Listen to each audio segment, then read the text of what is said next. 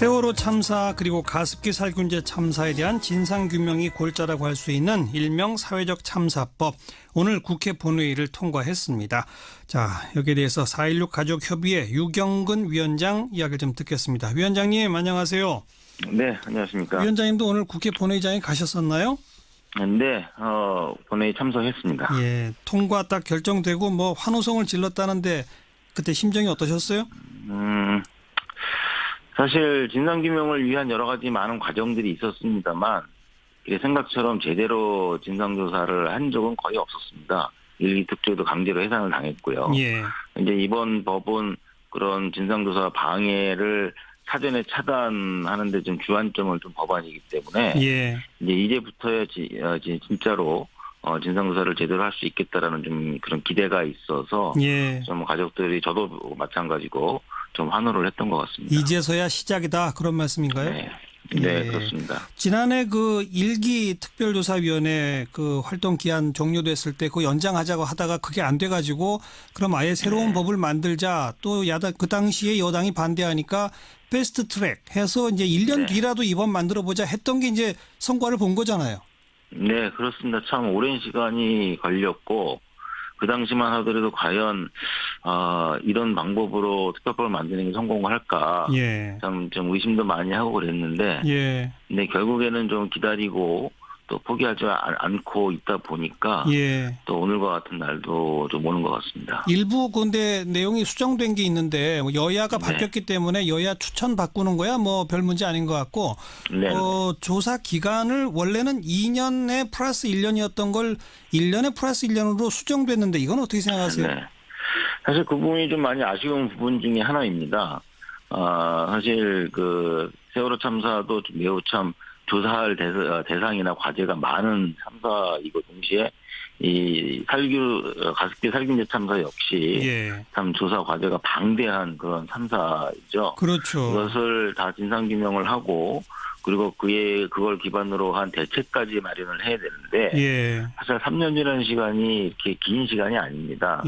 그러나 이제 이 법안이 국회에서 특히 더불어민주당이나 국민의당은 아무리 신속 처리안건이 지정이 되어 있다 하더라도 결국 이 법을 통한 진상조사가 힘을 받기 위해선 여야 모든 당이 어떤 합의를 좀 전진하는 것이 좋겠다는 판단들을 하셨고 그런 합의를 이루는 과정 속에서 한쪽에서는 좀 기간 3년은 너무 길다는 의견들을 강하게 대두하면서 다른 많은 장치들을 좀 확보를 하되 좀 기간에 있어서는 조금 양보를 했던 측면이 있죠. 그러면 좀 아쉽긴 하지만 그러나 정말 진상조사가 방해 없이 또는 방해를 이겨내면서 제대로 진행이 된다 그러면 또 2년 안에도 또 어느 정도의 성과는 낼 수 있지 않을까 하는 기대도 하고 있습니다. 그러니까 활동 기한을 좀 줄이자고 하는 거는 자유한국당도 어느 정도는 고개를 끄덕일 수 있도록 해보자라고 하는 취지였다는 말씀이신데 네, 그런데 정작 자유한국당은 오늘 상당수가 표결에도 참여하지 않고 본회의장을 떠나버렸어요. 이거 어떻게 보세요? 좀 굉장히 황당한 그런 장면들이었는데요. 사실 저희들은 처음부터 자유한국당과의 뭐 합의나 협상을 바라지도 않았고 기대도 하지 않았습니다. 특히 신속 처리 안건의 성격이 그런 거 아니겠습니까? 그럼 뭐 그 정당 간의 합의가 없더라도 이제 본회의 상정할 수 있는 그런 거의 유일한 수단 중에 하나인데요. 그럼에도 불구하고 아까 말씀드렸던 대로 이제 다른 그 정당들이 또 그렇게 하는 것이 좀 맞겠다 싶어서 좀 시도를 했는데 의외로 자유한국당에서 그 협상에 응하셨어요. 그리고 실제로 입장 차는 컸지만 그러나 그런 협상을 이렇게 파토를 내는 게 아니라 또 계속 의견을 좀 내면서 또 노력을 하셨고요. 그래서 그 잘하면은 또 자유한국당에서도 뭐 다는 아니겠지만 일부라도 같이 좀 이 진상조사에 참여할 수 있을지도 모르겠다는 기대를 했었는데 그래서 이제 오늘 아침에 자유한국당에서 이 법안을 합의안으로 받아들이고 그 같이 좀 찬성할 수 있도록 하겠다는 답도 들었었는데 그런데 정작 본회의 시작하자마자 법안이 상정되자마자 정유섭 의원이 아주 이상한 어떤 토론을 시작을 하면서 일부 의원은 퇴장도 하시고 또 반대도 하시는 모습을 봤죠. 그 자리에서 협상을 담당했던 김선동 의원께서는 좀 굉장히 실망을 많이 하셨던 모양이에요. 네, 네. 좀 뭐 그런 일이 있어서 저희가 바라보는 입장에서는 조금 좀 황당한 상황이었다. 그냥 황당할 수밖에 없다. 예. 네, 네. 아무튼 뭐 우여곡절 끝에 법 통과됐으니까 2기 특조위가 제대로 빨리 좀 만들어져서 활동했길 저 함께 기대해 보고요. 그나저나 그 6월 은폐 사건 지금 예. 이 문재인 정부한테 굉장히 실망하셨겠어요. 예, 뭐 실망은 안 할 수는 없죠, 당연히. 정말 상상을 할 수 없었던 일이 이제 벌어졌는데요. 네. 그런데 이제 사실은 예견된 어떤 일일 수도 있습니다. 어떤 의미에서 예견됐다는 얘기입니까? 예, 저희가 이제 그런 입장도 제가 어떤 SNS를 통해서 밝히기도 했습니다만, 이제 새 정부가 들어서고 특히 해수부 장관께서 새로 취임을 하신 직후에 예. 저희가 만났을 때 저희가 요구한 것이 있습니다. 뭐죠? 그것은 해수부가 세월호 인양과 또 진상조사 과정 속에서 그 모든 것들을 좀 지연시키거나 방해시키는 일들을 많이 했습니다. 예. 그리고 그런 역할을 담당했던 공무원들이 현직에 상당히 많이 남아있고 여전히 그렇겠죠. 세월호 관련된 일들을 하고 있는 것이죠. 예, 예. 그래서 저희들이 요구한 것은 그런 과거에 대해서 자체적으로 조사도 하고 예. 잘못된 것이 있으면 문책도 하고 예.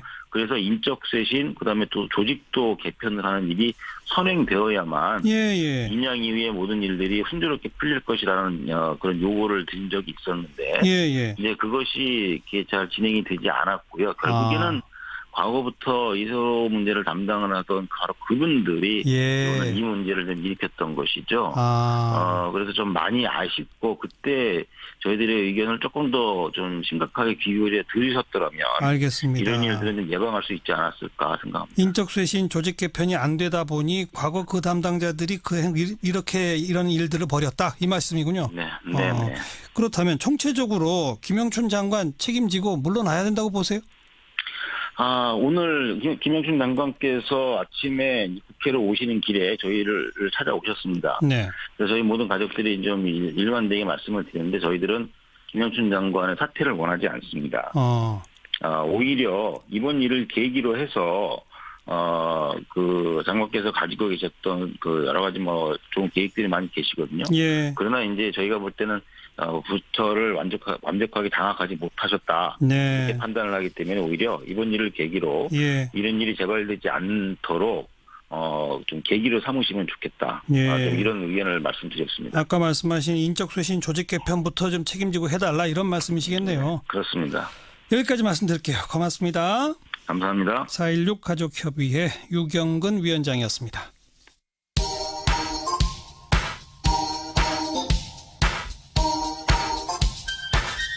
시사자키 정관용입니다. 여러분은 지금 CBS 라디오와 함께하고 계십니다. 저는 출근길 김현정의 뉴스쇼 김현정입니다. 적폐청산인가 정치보복인가 이 국정원 특활비와 관련된 논란이 참 뜨겁죠. 자, 여기 이 주제를 가지고 남경필 경기도지사와 이재명 성남시장 SNS상에서 관련 설전을 또 벌인 바 있습니다. 이게 또 화제예요.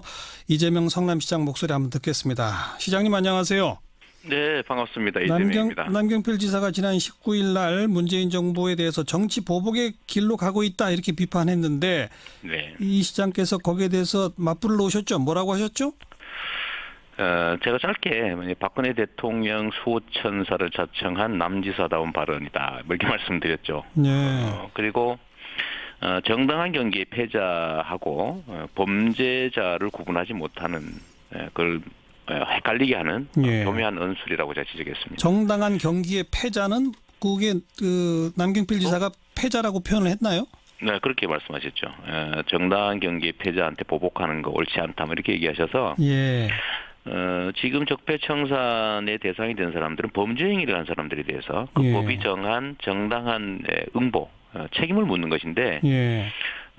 지금 경기에 진 사람한테 보복하는 것만 전혀 다르죠. 예. 경기에 졌다고 누가 보복하겠습니까? 네. 그런데 이걸 마치 경기에 진 사람을 보복하는 것처럼 말하는 것은 소위 적폐 행위, 그러니까 범죄 행위를 한 행위를 마치 없는 죄를 만들어 뒤집어 씌우는 예. 그런 보복 행위인 것처럼 포장을 하고 있는 거죠. 그러니까 남경필 지사의 인식은 그 대선을 거쳐서 새로운 정권이 나왔다. 대선에서 우리들은 졌다. 그러니 우리는 패자다. 왜 우리한테 공격을 하느냐. 이런 논리라 이 말입니까? 근데 그걸 교묘하게 섞은 거죠. 그러니까 패자한테 대해서 보복을 한 거다라고 말하는데 예. 사실 이제 범죄 행위는 패자든 승자든 관계없이 법을 어기면 책임지는 거 아닙니까? 예를 그렇죠. 들면 지금 전병헌 전 수석 안타깝지만 뭐 수사에서 사퇴하고 지금 구속영장 청구하고 이런 상황인데 예. 네 편 내 편 가릴 게 아니라 잘못한 범죄 행위, 예. 아주 오래된 나쁜 행위들은 그 책임을 묻는 게 예. 정상적인 나라죠. 예. 그걸 안 하고 있던 사회가 이상한 사회였던 겁니다. 예. 그거를 남경필 지사께서 소속됐던 정치 집단은 그렇게 했나 봅니다. 그러니까 네. 죄를 지어도 처벌하지 않았던가 봐요. 예. 예. 죄를 지은 사람을 처벌하는 게 이상하게 느껴지는 걸 보면 예. 역시 우리가 생각하는 과거 분들 아니냐. 네. 퇴행적 사고를 가지고 있지 않냐 이런 생각이 좀 듭니다. 그런데 이제 일각에서 이게 네. 뭐 정치 보복 논란으로 이렇게 조금씩이라도 인식되는 근거가 되는 게 국정원 특수활동비, 법무부 특수활동비, 네. 국회 특수활동비, 이 특수활동비들이 과거부터 관행처럼 뭔가 조금 좀 이상하게 쓰여온 이런 일들이 있었기 때문 아니겠습니까? 이 점에 대해서 하나하나 좀 여쭤볼게요. 먼저 국정원 특수활동비가 지금 청와대에 현금으로 1억씩 뭐 이렇게 간 거, 이거는 네. 과거 관행과 다르다고 보세요? 어떻게 다고 보세요? 그게 아무리 그래도 예를 들면 예산인데 예. 전임 정부 때는 그러지 않았다는 거잖아요. 뭐 그랬다는 증거도 지금 없는 상태고 있으면 그것 역시도 처벌해야 되겠고 네. 그게 관행이었다는 이유로 그 용서될 일은 아니죠. 예. 관행이었다면 다 책임져야죠. 예. 그런데 도둑질하는 게 우리 동네는 관행이다. 그러니까 이 정도 훔치는 건 괜찮다. 이런 거하고 비슷한데 예. 해서는 안 될 짓 한 게 누군가가 오랫동안 했던 일이기 때문에 용서돼야 된다. 이건 사실 있을 수 없는 궤변이죠. 네. 그리고 특히 박근혜 정권 당시에 사용처도 알 수 없게 정기적으로 갖다 쓴 거는 용처를 알 수 없다는 거 아닙니까? 예. 그렇다고 뭐 청와대 특수활동비가 없는 것도 아닌데 예, 그렇죠. 그거 쓰지 왜 이 남의 기관에 있는 특활비를 갖다가 예. 현금으로 예. 빼다 쓰느냐. 그건 사실은 정상적으로 쓰여진 게 아닌 게 명백하죠. 네. 그런 것하고 예. 예를 들면 지금 뭐 법무부 또 검찰 예산 문제는 뭐 법무부가 예를 들어 예산을 관할하는 건데 예. 법무부도 검찰 업무를 하거든요. 예. 검찰청만 하는 게 아니라 예. 법무부도 검찰 업무를 하니까 예. 뭐 예산을 관장하는 법무부에서 검찰 뭐 관련 특수활동비를 자신들이 하는 검찰 활동에 일부 쓰고 네. 검찰청이 하는 검찰 활동에 일부 쓰고 그럴 수 있는 거죠. 근데 이런 거를 이제 물타기 하는 것 같습니다. 네. 그러니까 비슷하지 않냐. 예. 저는 민주주의 사회에서 가장 나쁜 짓이 예를 들면 국민들이 정확한 정보를 세밀하게 판단하지 못하는 점을 이용해서 예. 그야말로 헷갈리게 하려고 엉뚱한 주장하고 이런 거 정말 나쁜 짓이라고 생각해요. 네. 그리고 더군다나 뭐 지금 일부에서 뭐 고발도 하고 그러지 않습니까? 그렇죠. 그럼 뭐 수사하겠죠. 예. 수사하겠는데 예. 그냥 막연하게 단서도 없이 쓰여졌을 거다. 네. 뭐 이런 식으로 해서 문제를 삼는 거는 사실 너무 무책임한 거죠. 네. 더군다나 국회 특수활동비 관련해서는 홍준표 대표가 지금 뭐 여러 차례 말을 이랬다 저랬다 바꾸고 이건 어떻게 보세요? 원래 진실을 말하는 사람들은 헷갈릴 일도 없고 또 말을 바꿀 일도 없습니다, 사실은. 근데 홍 대표께서 그때 다급하게 성완종 사건 때문에 그 돈 어디서 났느냐라고 하니까 급하게 둘러댄 게 특활비 모았던 거다라고 하니까 그때는 뭐 적당히 넘어갔지만 그러면 특활비를 왜 네 사생활에 생활비로 썼느냐는 문제가 되니까 또 말을 바꾸잖아요. 그랬었죠. 바꿨는데 그럴듯했는데 문제는 야당 원내대표한테 줬다고 하는데 그 야당 원내대표는 받은 일이 없다고 하니까 그렇죠. 그거는 또 뭐 기억의 착오일 수 있다 뭐 이렇게 슬쩍도 바꾸고 이런 것들을 보면 저는 다 거짓말이었다고 생각이 됩니다. 그러니까 다급하니까 급한 대로 모면하기 위해서 이 얘기했다가 또 문제가 되니까 저 얘기했다가 네. 이게 자박이 되는 거죠. 알겠습니다. 네네. 홍준표 대표 얘기 나온 김에 홍 대표는 경기도지사에 이재명 시장이 나오면 우리가 이긴다 이렇게 말했어요. 어떻게 생각하세요? 저도 그 얘기 이제 들었는데요. 예. 뭐 답답하니까 한번 해보시는 소리 아닌가 싶고요. 오죽하면 저럴까라는 그런 생각도 일부 듭니다. 근데 경기에 임하는 선수가 아무리 실력 부족하고 그래도 이 경기는 내가 진다, 뭐 뻔하게 진다 이럴 수는 없지 않습니까? 네. 그러니까 이긴다고 큰 소리도 쳐야 되고 예. 그런 것 같은데 일종의 이제 어려운 상황에서 이제 좀 자기 체면용 그냥 언설이 아닌가 싶어요. 네. 그런 얘기 한번 던져보는 거죠. 네. 대책 없다 이렇게 말할 수는 없지 않습니까? 아무런 근거 없이 그냥 한 얘기라 보신다. 저는 뭐 도저히 궁금해요. 어떤 대안이 있는지. 예. 좀 그런 거 있었으면 좋겠습니다. 예. 네.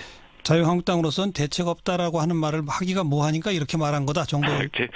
우리 홍준표 대표의 특성이 발현된 게 아닌가 싶어요. 그냥 일단 그 상황에서 한번 던져보고. 제가 하나 보니까 이런 얘기하는 것도 있더라고요. 뭐요? 그 남경필 지사에 대해서 어떤 기자가 물어보니까 예. 온데도 안 받는다. 뭐 이런 얘기를 해가지고 예. 또 남 지사께서도 오랜데도 안 간다. 뭐 이렇게 얘기를 하게 만들었다던데. 예.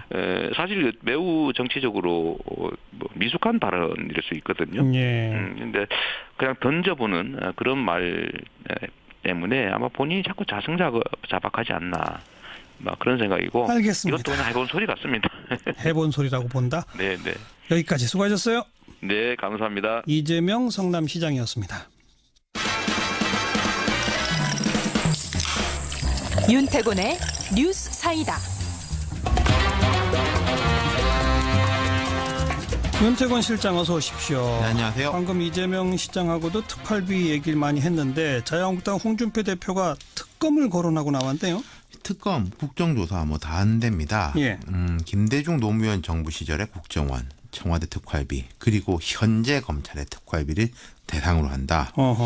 우리가 특활비를 특검으로 추진하는 것을 현재 검찰에서 수사 중인 국정원 특활비는 제외한다. 이렇게 예. 말했어요. 예. 그러니까 특검이라는 게 검찰이 안 하는 거나 못 하는 걸 대상으로 하는 거니까 뭐 지금 검찰에서 수사 중인 걸 할 수는 없긴 하죠. 예. 지금 검찰이 수사하고 있는 건 박근혜 정부 때 거잖아요. 네.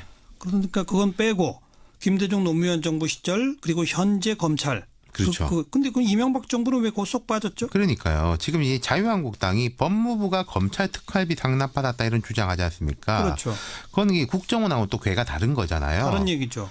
그러니까 바로 이제 황교안 전 총리부터 바로 조사하자 이런 이야기가 나오는 거 아니겠습니까? 어허. 아시다시피 황 전 총리는 총리 되기 전에 법무부 장관이었잖아요. 그랬죠. 그리고 이제 뭐 예를 들어서 이제 국정원 특활비 건도 관행적으로 여야 의원들한테 계속 떡값으로 갔다 이런 이야기들도 있는 거잖아요. 네네. 이건 지금 검찰이 수사 못 하고 있는 거죠. 안 하고 있는 거죠. 예. 그러면은 홍 대표도 요걸 하자라고 하면은 조금 말이 되는데 싹 뛰어넘어 가지고 김대중 노무현 정부 시절 그리고 현재만 하자는 거죠. 어떻게 봐야 돼요? 홍 대표 이야기는 이렇습니다. 물타기 하기 위해 추진하는 것이 절대 아니라는 것을 분명히 밝힌다. 네. 이렇게 강조했어요. 예. 그러니까 최경환 의원 거하고 이건 별개다 이런 이야기인데. 근데 홍 대표 입에서 스스로 물타기 위해 하는 건 아니다라는 말을 했어요. 네. 아까 이런 비판을 받을 수 있다는 걸 생각하고 있는 거예요. 그렇겠죠. 예. 이런 건 있을 거예요. 홍 대표가 최 의원을 보호할 생각은 별로 없을 겁니다. 최경환 의원 나가라고 한 뭐 사람인데. 나가라고 하는 거 아니겠습니까? 예. 근데 이제 최 의원이 검찰이 이제 최 의원 보고 28일에 나오라고 했어요. 그렇죠. 의원회관은 이미 압수수색했는데. 했고, 예. 근데 최 의원이 오늘 의원총회에서 자유한국당 의원총회에서 목소리를 엄청 높였습니다. 내가 무너지면 다음은 여러분이다. 아. 그러니까 의원들이 움직이죠. 예. 의원들이 생각하는 거는 이게 뭐 과거 정부 파헤치는 것보다는 지금 검찰이 혹시 전방위적 사정으로 들어오지 않을까. 그냥 박근혜 전 대통령에 대한 것뿐만 아니라 사실 이런 이야기가 여야에 쭉 나오고 있는 건 맞아요. 예. 그러니까 자유한국당 내에서 오히려 공수처 이야기도 나오는 게 이런 맥락이거든요. 예. 최경환 의원이 이런 이야기를 했습니다. 특검법 발의 등 공정한 수사를 받을 제도적 장치를 당에서 마련해달라. 근데 이 최경환 의원이 말한 특검법이라는 거는 나도 포함시키라는 거잖아요. 그렇죠. 이게 맥락이 좀 다르죠. 예. 거기에다가 이제 이채익 의원 같은 경우에 이런 말을 했습니다. 사정 한파가 계속 다가오는데 나는 괜찮겠지 네. 하는 아니라는 생각을 가지면 결국 우리는 다 무너지고 말 것이다. 예. 홍준표 의원도 사실은 여기서 자유롭지 않죠. 그렇죠. 대표도. 예. 근데 지금 전방위적 사정 국면이라고 봐야 됩니까? 그러니까 지금 이제 총선이나 뭐 보좌진 급여 상납받은 것으로 걸린 의원들은 여러 명이에요. 이건 뭐 오래전부터 근데 수사해오던 이건 그렇죠. 거잖아요. 지금 수사가 들어간 게 아니라 뭐 2심, 3심 이런 국면이라서 이건 다 지금 끝난 검찰하고 거죠. 별 상관도 없어요. 그렇죠. 유죄가 나오든 무죄가 나오든. 예. 그런데 전병헌 전 수석 오늘 뭐 구속영장 아마 결정이 될 것 같고 그렇죠. 자유한국당 중진인 원유철 의원도 검찰이 수사망을 좁히고 있거든요. 그렇죠. 근데 또 이런 건 있습니다. 이 사람들이 무슨 게이트급의 큰 사건들 있지 않습니까? 줄줄이 들어가는 거. 그건 아니죠. 이거 아니고 각자의 비리 의혹들이에요. 그렇죠. 그런데 특히 야당 의원들은 이럴 때 되면은 겁나거든요. 네. 자유한국당 의원들은 위기감이 강한 것 같습니다. 위기감 때문에 그냥 더 세게 나가자. 그렇죠. 이겁니까? 그러니까 이게 먹힐 것이냐. 네. 저는 이게 극히 회의적인데 이런 게 먹히려면은 여론의 지지를 받든지 아니면 당이 힘이 있어야 되는데 그렇죠. 세 가지 측면을 한번 보죠. 일단 논리 구조가 이런저런 의혹이 있는데 나는 죄가 없다. 예. 이런 의혹 자체 부당하다. 이렇게 가는 게 아니라 예. 너는 잘못한 게 없냐. 그렇죠. 과거에 너도 이랬으니까 이것부터 따져보자. 이런 식이니까 궁색하죠. 네, 좀 궁색하고 그리고? 그리고 파괴력 문제인데 이런 거 흔히 이제 뭐 양패구상 물타기라고 하는데 그럼 상대 약점을 탁 틀어줘야 되는데 네. 지금 구체적으로 치고 들어오는 게 없잖아요. 뭐 근거가 10년치를 다 뒤져보자 예. 이러는 거 아니겠습니까? 예. 과거에 이랬다는 소문이 있는데 이런 식이니까 여권이 별로 겁낼 이유가 없는 거예요. 뭐 또 시간도 많이 지났으니까 구체적 증거 같은 걸 갖고 있는 것도 별로 없을 그렇죠. 것이고. 또 세 번째 특검 실제로 하려면은 바른정당, 국민의당 다 끌어들여야 할 거 아니겠습니까? 그 찬성해 줘야 되죠. 그렇죠. 근데 지금 이 논리와 이 사안이라면은 국민의당이 할 리가 없잖아요. 일단. 당연히 반대죠. 그리고 평소에 바른정당에 대해 가지고 홍 대표를 비롯해 얼마나 수모를 줬습니까? 이럴 때 도와줄 리가 있겠어요. 안 도와주겠죠. 예. 어렵겠네요. 그렇죠. 수고하셨습니다. 감사합니다. 오늘 하루 화제가 된 뜬 뉴스들부터 정리해드립니다. CBS의 김현지 기자 오늘은 스튜디오에 직접 나왔습니다. 김 기자 어서 오세요. 네, 안녕하세요. 첫 소식은요. 네, 권역 외상센터 지원 국민청원이 일주일 새 17만 명을 넘어섰습니다. 대단하네요. 네, 청와대 국민청원을 이끌어낸 중심엔 이국종 교수가 있는데요. 공동경비구역으로 기순하다 총상을 입은 북한 군인을 치료했던 의사죠. 예. 이 교수가 센터의 인력과 장비난을 호소하자 국민들이 제도적, 인적 지원을 촉구하고 나선 겁니다. 네. 청원글 게시자는 언제까지 의인에게 희생을 바라는 사회가 돼야 하냐라면서 환자를 눈치 보지 않고 치료할 수 있게 최소한의 보편적인 삶을 살면서도 사명감을 지킬 수 해달라고 호소했습니다. 그 지원을 좀 정부가 확대해라 이거 아닙니까? 네, 맞습니다. 정부 반응은 좀 있어요? 네, 이 교수의 외침에 결국 보건복지부가 움직였습니다. 벌써 움직였어요? 네, 복지부는 권역 외상센터를 중심으로 중증 외상 분야 모두 수가나 급여 등을 전면적으로 개선해 활성화시키겠다는 방침을 밝혔습니다. 네, 잘 됐네요. 자, 다음 소식은요. 네, 실종된 아르헨티나 잠수함 사누안호가 폭발했다는 사실이 뒤늦게 확인됐습니다. 이 아르헨티나 해군은 실종 당일 사누안호와 15일 최후 교신한 뒤 이 수중 음파가 포착됐는데 이게 짧고 격렬한 폭발음과 일치한다고 밝혔습니다. 아하. 이 소식이 전해지자 해군기지 밖에서 구조 소식만을 기다렸던 가족들은 바닥에 주저앉아 울부짖었습니다. 이 가뜩이나 실종 일주일을 넘어서면서 산소 부족으로 골든타임을 놓쳤다는 우려가 커졌는데 폭발한 사실이 알려지면서 신락 같은 희망이 사라진 네. 겁니다. 폭발 원인은 뭐 밝혀졌나요? 네, 원인은 아직 밝혀지진 않았는데요. 이게 배에 아무래도 문제가 있다고 승조원 가족들은 주장을 하고 있습니다. 예. 이게 1983년에 건조가 됐던 거더라고요. 네. 그래서 이 가족들은 이 낡고 엉터리인 잠수함을 내보냈다면서 거세게 비난하고 있습니다. 또 폭발음 소식을 알고도 일주일 넘게 가족들에게 알리지 않아 그릇된 희망을 계속 키우게 했다며 분노하고 있습니다. 네, 빨리 진상이 무슨 밝혀져야 되겠고요. 다음 소식은요? 네, 수험표 암거래입니다. 어제 대입 수능이 끝났죠. 이 고생한 수험생들이 다양한 분야에서 혜택을 받을 수 있는 수험표는 일명 만등 할인권으로도 불립니다. 문화 예술 공연은 물론 이 성형외과 시술도 할인된 가격 받을 수 있다는데요. 어허. 이게 최대 10만 원 정도에 거래되고 있다고 이야, 합니다. 수험표까지 암거래를 한다? 어떻게 거래가 돼요? 네, 이게 요즘 SNS를 타고 물밑 거래가 활성화된 건데요. 사실 수험표 거래는 이번이 처음이 아닙니다. 그전엔 주로 중고 장터에서 이뤄졌는데 여기선 글이 노출되기 때문에 신고당할 위험이 크거든요. 그래서 개인 메시지가 가능한 인스타그램 같은 SNS로 1대1 비밀 거래를 한다고 합니다. 이건 뭐 위법은 아니에요? 이게 수험표를 사고 파는 행위 자체는 불법이 아닙니다. 예. 하지만 수험표 할인 혜택을 받으려고 여기 수험표 사진이나 이름을 바꾸면 공문서 위조 또 변조죄에 해당해서 10년 이하의 징역형을 받을 수 있습니다. 명백한 불법이네요. 네, 맞습니다. 할인 혜택을 노리고 사는 거니까 당연히 사진이나 이름을 바꿔야 될 거 아니에요? 그렇죠. 바꿀 수밖에 없죠. 이거 하면 안 되겠네요. 수고하셨습니다. 네, 감사합니다. 김현지 기자였습니다.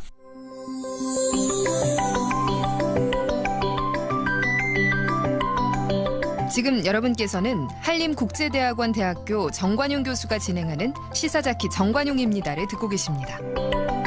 국정원의 대선 개입 수사 방해 혐의로 검찰 조사를 받다가 국정원 소속 정치호 변호사가 지난달 30일 춘천 소양강댐 주차장에서 시신으로 발견된 일이 있었죠. 승용차에 번개탄을 피우고 자살했다. 이렇게 결론이 내려진 사안인데 오늘 그 유족들과 변호인단이 자살로 단정할 수 없다. 사망에 5대 의혹이 있다면서 진상규명을 촉구했네요. 고 정치호 변호사 유족협의회 변호인단의 김필성 변호사를 연결해 봅니다. 변호사님 안녕하세요. 네, 안녕하세요. 이게 지금 부검까지 해서 자살로 결론 난 사안이었죠? 결론까지는 아직 안 났고요. 그 사법적으로 아무튼 결론은 아니고 네. 부검까지는 이미 진행이 된 사안이고. 예, 진행된 상황입니다. 자, 근데 5가지나 의혹사항이 있다고요? 뭡니까? 좀 정리를 해보면요. 예.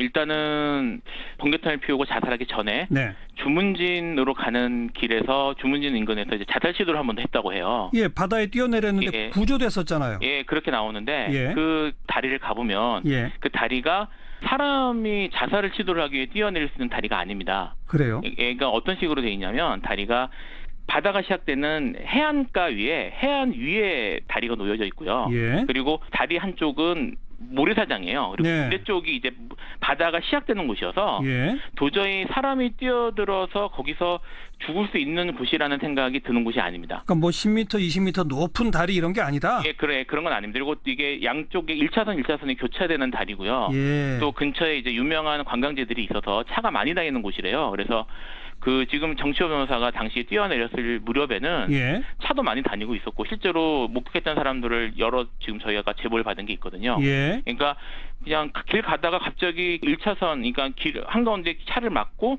내려가지고 두리번거리다가 뛰어내리더라라는 그래서 두리번거리는 게 자살을 하려고 두리번거리는 게 아니라 네. 저 사람이 물건을 찾고 있나 이런 생각이 드는 것처럼 두리번거리더니 뛰어내리더라는 거예요. 그래서 실제로 바다가 매우 얕아서 예. 뛰어내려서 정치호 변호사가 물에 빠져서 허우적거리는 것도 아니고 예. 그냥 이렇게 더듬더듬해서 걸어 나와서 당시에 해경이 구조한 건 맞는데 예. 구조들 당시에는 교각까지 나와가지고 이미 안전한 상태로 나와 있었어요. 그러니까 그러니까 자기 발로 그냥 걸어 나왔다는 거죠? 그런 얘기입니다. 그러니까 자살 시도가 아니다라고 보시는 겁니까? 자살 시도인지 여부는 분명합니다만 진정한 의미로 자살을 하려고 했다기보다는 뭔가 자살 시도를 했다는 사실을 외부에 보여주기 위한 게 아닌가. 저희는 이제 그런 정도 추측은 하고 있는데요. 누군가에게 나는 자살하려고 했습니다를 보여주기 위한 것 아니냐라는 의혹. 예, 네, 그런 생각이 드는 겁니다. 적어도 진짜 자살 의도는 아니었다는 거죠. 또 두 번째는? 예, 두 번째 이제 휴대폰 문제가 있는데요. 예. 정치호 변호사가 이제 휴대폰 3대를 사용했다고 합니다. 그중에 2대는 이제 정치호 변호사 명의로 개통이 됐던 투지 폴더폰이고 나머지 하나가 이제 누구의 명의인지 모르겠지만 정치호 변호사가 평상시에 사용하고 있어서 주변 사람들이 알고 있는 번호라는 겁니다. 근데 지금 발견된 휴대폰이 정치호 변호사 명의로 돼 있던 폴더폰 하나만 발견되고 나머지 2개가 지금 없어진 상태입니다. 그래서 이제 정치호 변호사 명의가 아닌 다른 폰에 대해서 이제 가족들이 전화를 해봤는데 전화를 했더니 그 선을 누가 받더랍니다. 받아서 이거 정치호 변호사 폰 아닌가요? 그랬더니 아닙니다라고 하고 전화를 끊어버린 다음에 그다음부터는 휴대폰이 안 켜집니다. 그러니까 그 두 개의 휴대폰 찾아야 된다 이거고요. 예. 세 번째는요? 세 번째는 자살 현장이 좀 의심스럽습니다. 그 자동차 안이 뭐 여러 가지 사실 따져볼 것 같은데 사진 보고 얘기할 건 많은데 핵심 말씀을 드리면 네. 자살 현장이 일단 너무 깨끗합니다. 무슨 말이냐면 이게 일산화탄소 중독으로 죽었는데 일산화탄소 중독이 이제 번개탄 때문에 일산화탄소 중독이 된 겁니다. 근데 번개탄이 그 태울 때를 보면은 일산화탄소가 깨끗하게 나오는 게 아니고 여러 뭐 다른 가스들이 섞여 나와서 매우 고통스럽다고 해요. 그래서 보통 자살 시도를 할 때는 뭐 술을 마신다든지 해가지고 뭐 이렇게 그거를 줄이려고 한다고 하긴 하는데 그럼에도 불구하고 질식사하는 거기 때문에 그 시신이 깨끗할 수가 없는데 사실 시신이 매우 깨끗하고요. 그 다음에 주변에 뭐 따서 마시지 않은 소주병도 그대로 놓여 있고 이런 것들이 전혀 흩어지지 않고 그대로 놓여 있고요. 그리고 번개탄이 탄 모양도 좀 이상합니다. 아무튼 현장에 의문점이 많다. 예, 그런 거죠. 근데 부검해서 일산화탄소 중독이라고 나왔잖아요. 예. 그런데 거기에 무슨 의혹이 또 있어요? 그게 이제 네 번째 하고 연결이 되는 건데, 뭐 일단 저희가 지금 받아본 게 제대로 아직 분석할 시간이 충분히 없어서 저희가 구체적인 내용들은 좀 더 확인을 해봐야 되겠습니다만, 저희가 1차적으로 보면 가장 큰 의혹은 칼륨 농도가 지나치게 높다는 겁니다. 칼륨? 예, 이제 혈중 칼륨 농도가 매우 높게 나왔는데, 보통 고칼륨 혈증이라고 부르는 게 단위가 밀리에크바란텀 이렇게 부르던데 이게 7 정도가 넘어가면은 심정지가 올 수 있다고 그래요. 심정지. 예. 근데 지금 칼륨 농도가 거의 2배 이상이 나왔습니다. 15 이상이 나와서. 그래요? 예. 그래서 이게 칼륨 농도는 그 일산화탄소가 많아지면은 저절로 칼륨이 올라간다든지 그런 거 아니에요? 저희가 저는 확인해 본 바로는 그런 거는 아닌 것 같습니다. 뭐 저희도 이제 자료를 찾아본 바로는 저희가 아는 범위 내에서는 그렇지는 않은 것 같고, 그래서 칼륨이 이렇게 높은 이유가 무엇인지 지금 말씀하신 것처럼 자연적으로 올라갈 수 있는 것인지 이런 것들에 대해서 좀 원인을 분석을 좀 철저하게 했으면 좋겠다는 생각이 있고요. 그게 네 번째고 마지막 다섯 번째는? 다섯 번째는 그 2015년 같은 경우에 국정원 해킹 프로그램과 관련된 국정원 직원이 자살한 일이 있었거든요. 아, 그때 마티즈 안에서 번개탄 피워서 자살했죠? 예, 그때 당시에도 사실 여러 의혹이 있었는데 거기에 대해서 지금 저희가 하자는 건 아니지만 사실 저희가 가장 좀 의심스럽게 생각하는 건 119와 관계된 겁니다. 119? 좀 설명을 드리면 지금 이제 저희 정치호 변호사 유족한테도 국정원 쪽에서 연락이 와서 이제 아침에 출근을 안 하고 있으니 119에 신고를 하라고 얘기를 했다는 거예요. 사실 상식적으로 아침에 출근이 좀 늦어진다고 119에 전화를 하라고 하는 건 이상하네요. 시안에서 이렇게 그때 당시에는 의족들이 무슨 119까지 신고를 하냐고 생각을 했다는데 그 이후에도 119에 신고했는지 여부에 대해서 몇 번 전화해서 확인을 하더랍니다. 그래서 결국은 이제 이쪽에서 119에 신고를 했는데 119에서 이건 119에서 실종자를 찾지는 않는다 그래가지고 112에 다시 신고를 해서 112에서 지금 사실 해가지고 경찰 쪽에서 찾은 거거든요. 근데 이게 이렇대요. 그러니까 119에 신고를 하면은 사람을 찾아가지고 구조를 먼저 생각을 하기 때문에 현장을 다 훼손을 한다는 거예요. 근데 자동차 유리창을 깨고 사람 심폐소생술 하고 막 이렇게 되겠군요. 예, 그렇게. 근데 111 한 경우에는 경찰이기 때문에 봐서 이게 범죄 현장이나 아니면 자살이다 싶으면은 최대한 현장을 보존한다는 겁니다. 그런데 당시에도 112가 2005년, 15년의 마티즈 사건에서도 119에 신고하도록 해서 동일한 시기로 진행이 돼서 그 외에도 다른 여러 것들도 의혹들이 겹치는 게 있어 보여서 저희가 이건 좀 잘 들여다봐야 되는 게 아닌가 이렇게 생각을 하는 거죠. 그러니까 유족이나 유족 측의 변호인단은 의심하는 바가 뭡니까? 정확히 말하면 이게 어디 한 특정한 집단을 지목을 해서 그 집단에서 한 게 아니냐 이런 식으로까지 얘기하는 건 아닙니다. 지금 저희가 생각하는 건 어쨌든 일반적인 자살 사건으로 볼만한 정황이 아닌 정황으로 다 많이 보이고 그리고 정치호 변호사가 자살할 만한 이유도 없었던 걸로 저희가 파악을 하고 있고요. 그래서 이게 정치호 변호사가 정말 자살을 했다면 한 점의 의혹도 없이 정확하게 다 수사가 이루어지기를 저희가 바라는 거죠. 이른바 바닥으로 뛰어들어서 자살 시도라고 하는 그 시점하고요. 실제로 자동차에서 발견된 시점 사이가 불과 한 하루 정도밖에 안 되죠? 근데 그 사이에 이 정치호 변호사가 국정원 직원들하고 뭐 연락하고 만나고 막 이런 게 있다면서요? 거기에 관계된 내용들은 저희가 이제 정확히 말하면 국정원 직원들 쪽에서 유족에게 통보한 내용들만 알고 있습니다. 정확히 어떤 내용들이 얘기가 오간지는 직접 확인한 건 아니고요. 예. 유족들이 통보받은 바에 따르면 이제 경찰 조사를 받고 와서 많이 힘들어한다라는 얘기를 했다고 해요. 네. 그래서 이제 처음에는 그랬나 보다라고 유족들이 생각을 했다는 건데 네. 저희가 나중에 이제 파악한 바로는 예. 이 정치호 변호사가 국정원 직원인 건 맞는데 지금 일하고 있는 파트가 적폐청산 TF랍니다. 그래요? 예, 그러니까 엄밀하게 말하면 정치호 변호사가 수사의 대상자가 아니라 예. 국정원 내에서 진상조사를 해가지고 수사를 의뢰하는 쪽에 더 가까운 인물이었던 거죠. 현재 보직은 그러네요. 예, 그래서 이 사람이 지금 실제로 그때 갔다 온 것도 가서 참고인으로 가가지고 정보를 전달을 하고 예. 그리고 수사기관 쪽에서 자료를 좀 더 이런 자료를 좀 더 취합을 해가지고 수사에 협조해 주십시오 얘기를 해서 그렇게 하겠습니다라고 얘기하고 돌아왔다는 겁니다. 예. 근데 그런 사람이 돌아와서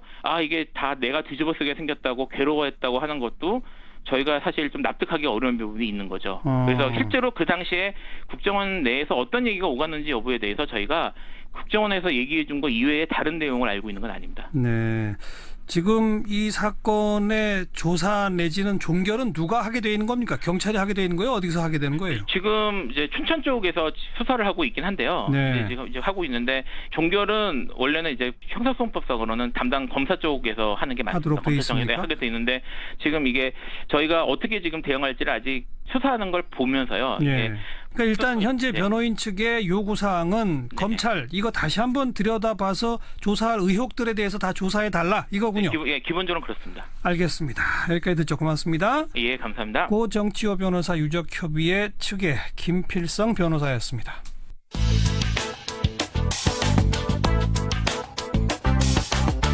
궁금한 뉴스, 만나고 싶은 사람.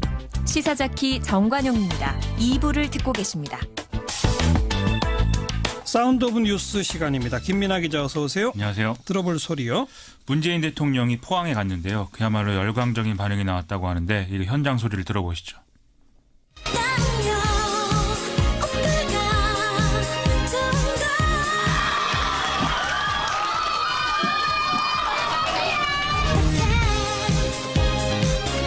어제 수능 시험들은 잘 치렀어요? 다 평소 실력보다 못 친 것 같아. 더 잘 쳤어요. 평소 실력보다 더 잘 친 사람 손 들어보세요.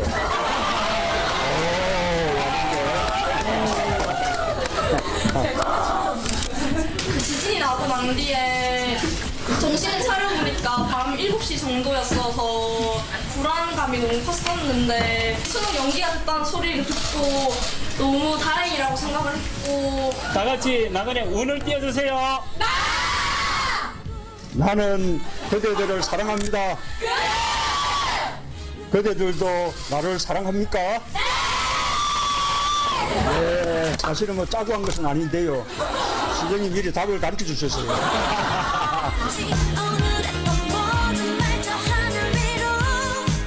네, 환호성 지르는 학생들이 어떤 학생들이에요? 오늘 오전에 문재인 대통령이 포항여고에 갔는데요. 이렇게 환호를 했습니다. 대통령이 아이돌 가수는 아닌데 좀 수능을 연기해 줘서 이제 무사히 수능을 치른 거에 대해서 좀 고마운 마음들을 많이 가졌던 모양입니다. 예. 그래서 이렇게 크게 환호를 하는 이런 좀 이례적인 그런 모습 보였고요. 학생들과 교사들 정말 다행이다, 고맙다 이런 소회들을 계속 밝히는 그런 상황이었습니다. 문재인 대통령은 연기 결정을 이해하고 받아들여준 이 전국의 학부모들과 수험생들에게도 참 감사한다 이렇게 화답을 했는데요. 문재인 대통령이 떠날 때가 되니까 학생들이 밖으로 한꺼번에 쏟아져 나와서 배웅을 하는 그런 진풍경도 연출이 됐습니다. 이재민들 만났죠? 포항시 북구 흥해체육관에서 생활하는 이재민들을 만나서 이제 재난구호급식소에서 직접 대통령이 식사도 했는데요. 주민들은 이 자리에서 중앙정부 차원의 지원이 필요하다고 요구를 하면서 이 거주가 불안한 이런 상황들에 대한 어려움을 좀 호소를 했습니다. 예. 문재인 대통령은 여기에 대해서 안전진단 결과 문제가 있는 건축물들은 빨리 철거를 하고 이주할 수 있는 집을 제공하는 게 참 중요하다라면서 지자체와 중앙정부가 협력해서 최선을 다하겠다 이렇게 답했는데요. 이 자리에서는 어제부터 제기되고 있는 이 지열발전소 문제에 대해서도 좀 철저히 조사해달라 이런 요구가 나와서 또 화제였습니다. 지열발전소가 지진의 한 원인 아니냐 뭐 이런 거잖아요. 그렇습니다. 전문가들도 의견이 엇갈린다면서요? 오늘 지진학 분야 4개 학회가 포항지진 긴급 포럼을 열었는데요. 일단 외국의 사례 등을 이제 고려할 때 지열발전소가 지진 유발의 한 원인이 될 수 있다. 이런 의혹을 제기하는 것은 가능한 상황이다라는 것 같습니다. 예. 이 물과 같은 어떤 유체를 땅속에 주입을 하면 단층의 마찰력이 낮아지면서 이미 응력이 작용하고 있는 그런 지역의 경우에는 지진이 가속화될 수 있다. 이런 얘기인데요. 다만 포항의 지열발전소가 이 포항 지진의 원인이라는 결론이 나올 수 있을 것이냐. 그것에 대해서는 다소 회의적인 평가가 많은 것 같습니다. 왜요? 일단 문제가 된 외국 사례와 비교를 하면 포항 지열발전소는 상대적으로 물 주입량이 이제 적은 편이고 또 외국 사례가 물을 이제 그 땅 속에 가둬놓는 그런 방식이었던 반면 이 포항에 있는 지열발전소는 뭐 주입과 배출이 동반되는 그런 시스템이어서 환경이 좀 다르다. 이런 점들을 같이 봐야 된다는 것이거든요. 네. 그런데 뭐 어쨌든 정밀 조사를 지금 진행 중인데 좀 결론이 좀 명확히 나서 불안감을 해소하는 게 제일 중요하지 않겠습니까? 그래야죠. 좀 빨리 결론 났으면 좋겠습니다. 다음 뉴스요. 이진성 헌법재판소장 임명 동의안이 찬성 254, 반대 18, 기권 하나, 무효 3명으로 본회의에서 가결 처리됐는데요. 여야가 그제 인사청문회 끝내고 이견 없이 곧바로 적격 내용의 인사청문 경과보고서를 채택했기 때문에 뭐 예상된 일이었다 이렇게 볼 수 있을 것 같습니다. 심지어 뭐 헌법재판소장 청문 보고서가 청문회 당일 채택된 건 처음이다라는 얘기까지 나오는데 뭐 어쨌든 이로써 박한철 전 헌재소장 퇴임 이후에 297일 만에 헌법재판소가 완전체가 되는 그런 상황이 됐네요. 근데 그 소장의 임기 문제는 여전히 쟁점이죠. 그렇습니다. 이진성 후보자는 2012년 9월 20일 날 양승태 당시 대법원장에 지명받아서 헌법재판관에 임명이 됐기 때문에 내년 9월 19일에 헌법재판관으로서의 임기가 끝납니다. 따라서 별도의 법 개정이 없다면 현행 법령에 따라서 헌법재판소장으로서도 내년 9월까지만 임기를 수행하게 되는 셈인데요. 예. 이진성 후보자는 이에 대해서 청문회 진행 중에 임기 문제를 좀 입법적으로 해결해달라 이렇게 국회에 촉구한 바가 있습니다. 하지만 국회가 이걸 입법을 할 수 있을 것이냐 그건 지금 모르는 상태인데요. 일단 헌법재판관 인사는 사회 전체의 어떤 방향을 결정지을 수 있는 문제가 될 수 있어서 뭐 이런 내용들을 합의하기에는 좀 어떤 현재 정치권의 이해관계 조정 등등이 이루어져야 되는데 이게 어렵고 전국이 불안정한 상황이 계속될 걸로 보이기 때문이죠. 정치권 이해관계 조정하고 이 헌법재판소장 임기하고 무슨 문제가 있어요? 그냥 이건 처리할 건 빨리 했으면 좋겠고. 그렇죠. 그나저나 지금 국민의당 바른정당 둘러싼 논란에 또 재미있는 얘기가 있네요. 그렇습니다. 이게 뭐 계속 국민의당 바른정당 둘러싼 혼란들이 계속이 되는데 어제부터 재미있는 얘기들이 쭉 나오고 있습니다. 국민의당 싱크탱크 국민정책연구원이 국민의당과 바른정당이 통합할 경우에 통합정당의 지지율이 좀 자유한국당을 넘게 될 수도 있고 또 국민의당 지지층 다수는 양당 통합에 긍정적이다. 이런 내용의 여론조사 결과를 공개했다는 것이거든요. 예. 근데 여기서 야권을 대표하는 인물이 누구냐라는 질문에 1위가 이제 유승민 바른정당 대표가 나왔고 2위가 홍준표 자유한국당 대표, 3위가 안철수 대표로 나왔다는 거죠. 예. 특히 호남에서도 유승민 대표가 1위를 한 게 좀 특이하다 이런 평가를 받고 있습니다. 왜 그런 현상이 나왔을까요? 이 더불어민주당 지지층이 야권의 대표 인물로 안철수 대표가 아니라 유승민 대표를 선택한 결과다라는 게 뭐 대체적인 해석인데요. 더불어민주당 지지층을 빼면 유승민 대표와도 뭐 해볼 만한 수치다라는 게 뭐 안철수 대표의 생각인 것 같습니다. 게다가 호남 사람들도 바른정당과의 통합을 반대하는 분위기는 아니다. 이런 근거도 지금 된다는 건데요. 하지만 통합을 반대하는 이제 주장을 하는 사람들의 경우에는 1,000명이 좀 넘는 사람들을 대상으로 이 조사를 했고 여기서 국민의당 지지율은 한 5.9% 정도 나와서 결국 59명의 의견을 갖고 통합 얘기를 하는 그런 것이기 때문에 이게 통계적으로 무의미한 거 아니냐 이런 얘기를 하고 있는 상황입니다. 네. 다음 뉴스는요. 전병헌 전 정무수석이 오늘 구속 전 피의자 신문에 출석을 했는데요. 뭐 전병헌 전 수석에 제기된 혐의는 특정범죄가중처벌법상 제3자 뇌물수수 그리고 뭐 그냥 뇌물수수, 업무상 횡령 등입니다. 전병헌 전 수석은 자신이 검찰에서 충분히 소명을 했는데도 이런 상황까지 온 것은 납득하기 어렵다라면서 혐의를 부인을 했는데요. 구속 여부의 결정은 이르면 오늘 밤 늦으면 내일 새벽에 나올 것으로 좀 예상이 됩니다. 그런데 상황에 따라서는 좀 불똥이 엉뚱한 곳으로 튈 수도 있을 것 같습니다. 엉뚱한 곳 어디요? 오늘 우병우 전 민정수석 재판이 있었는데요.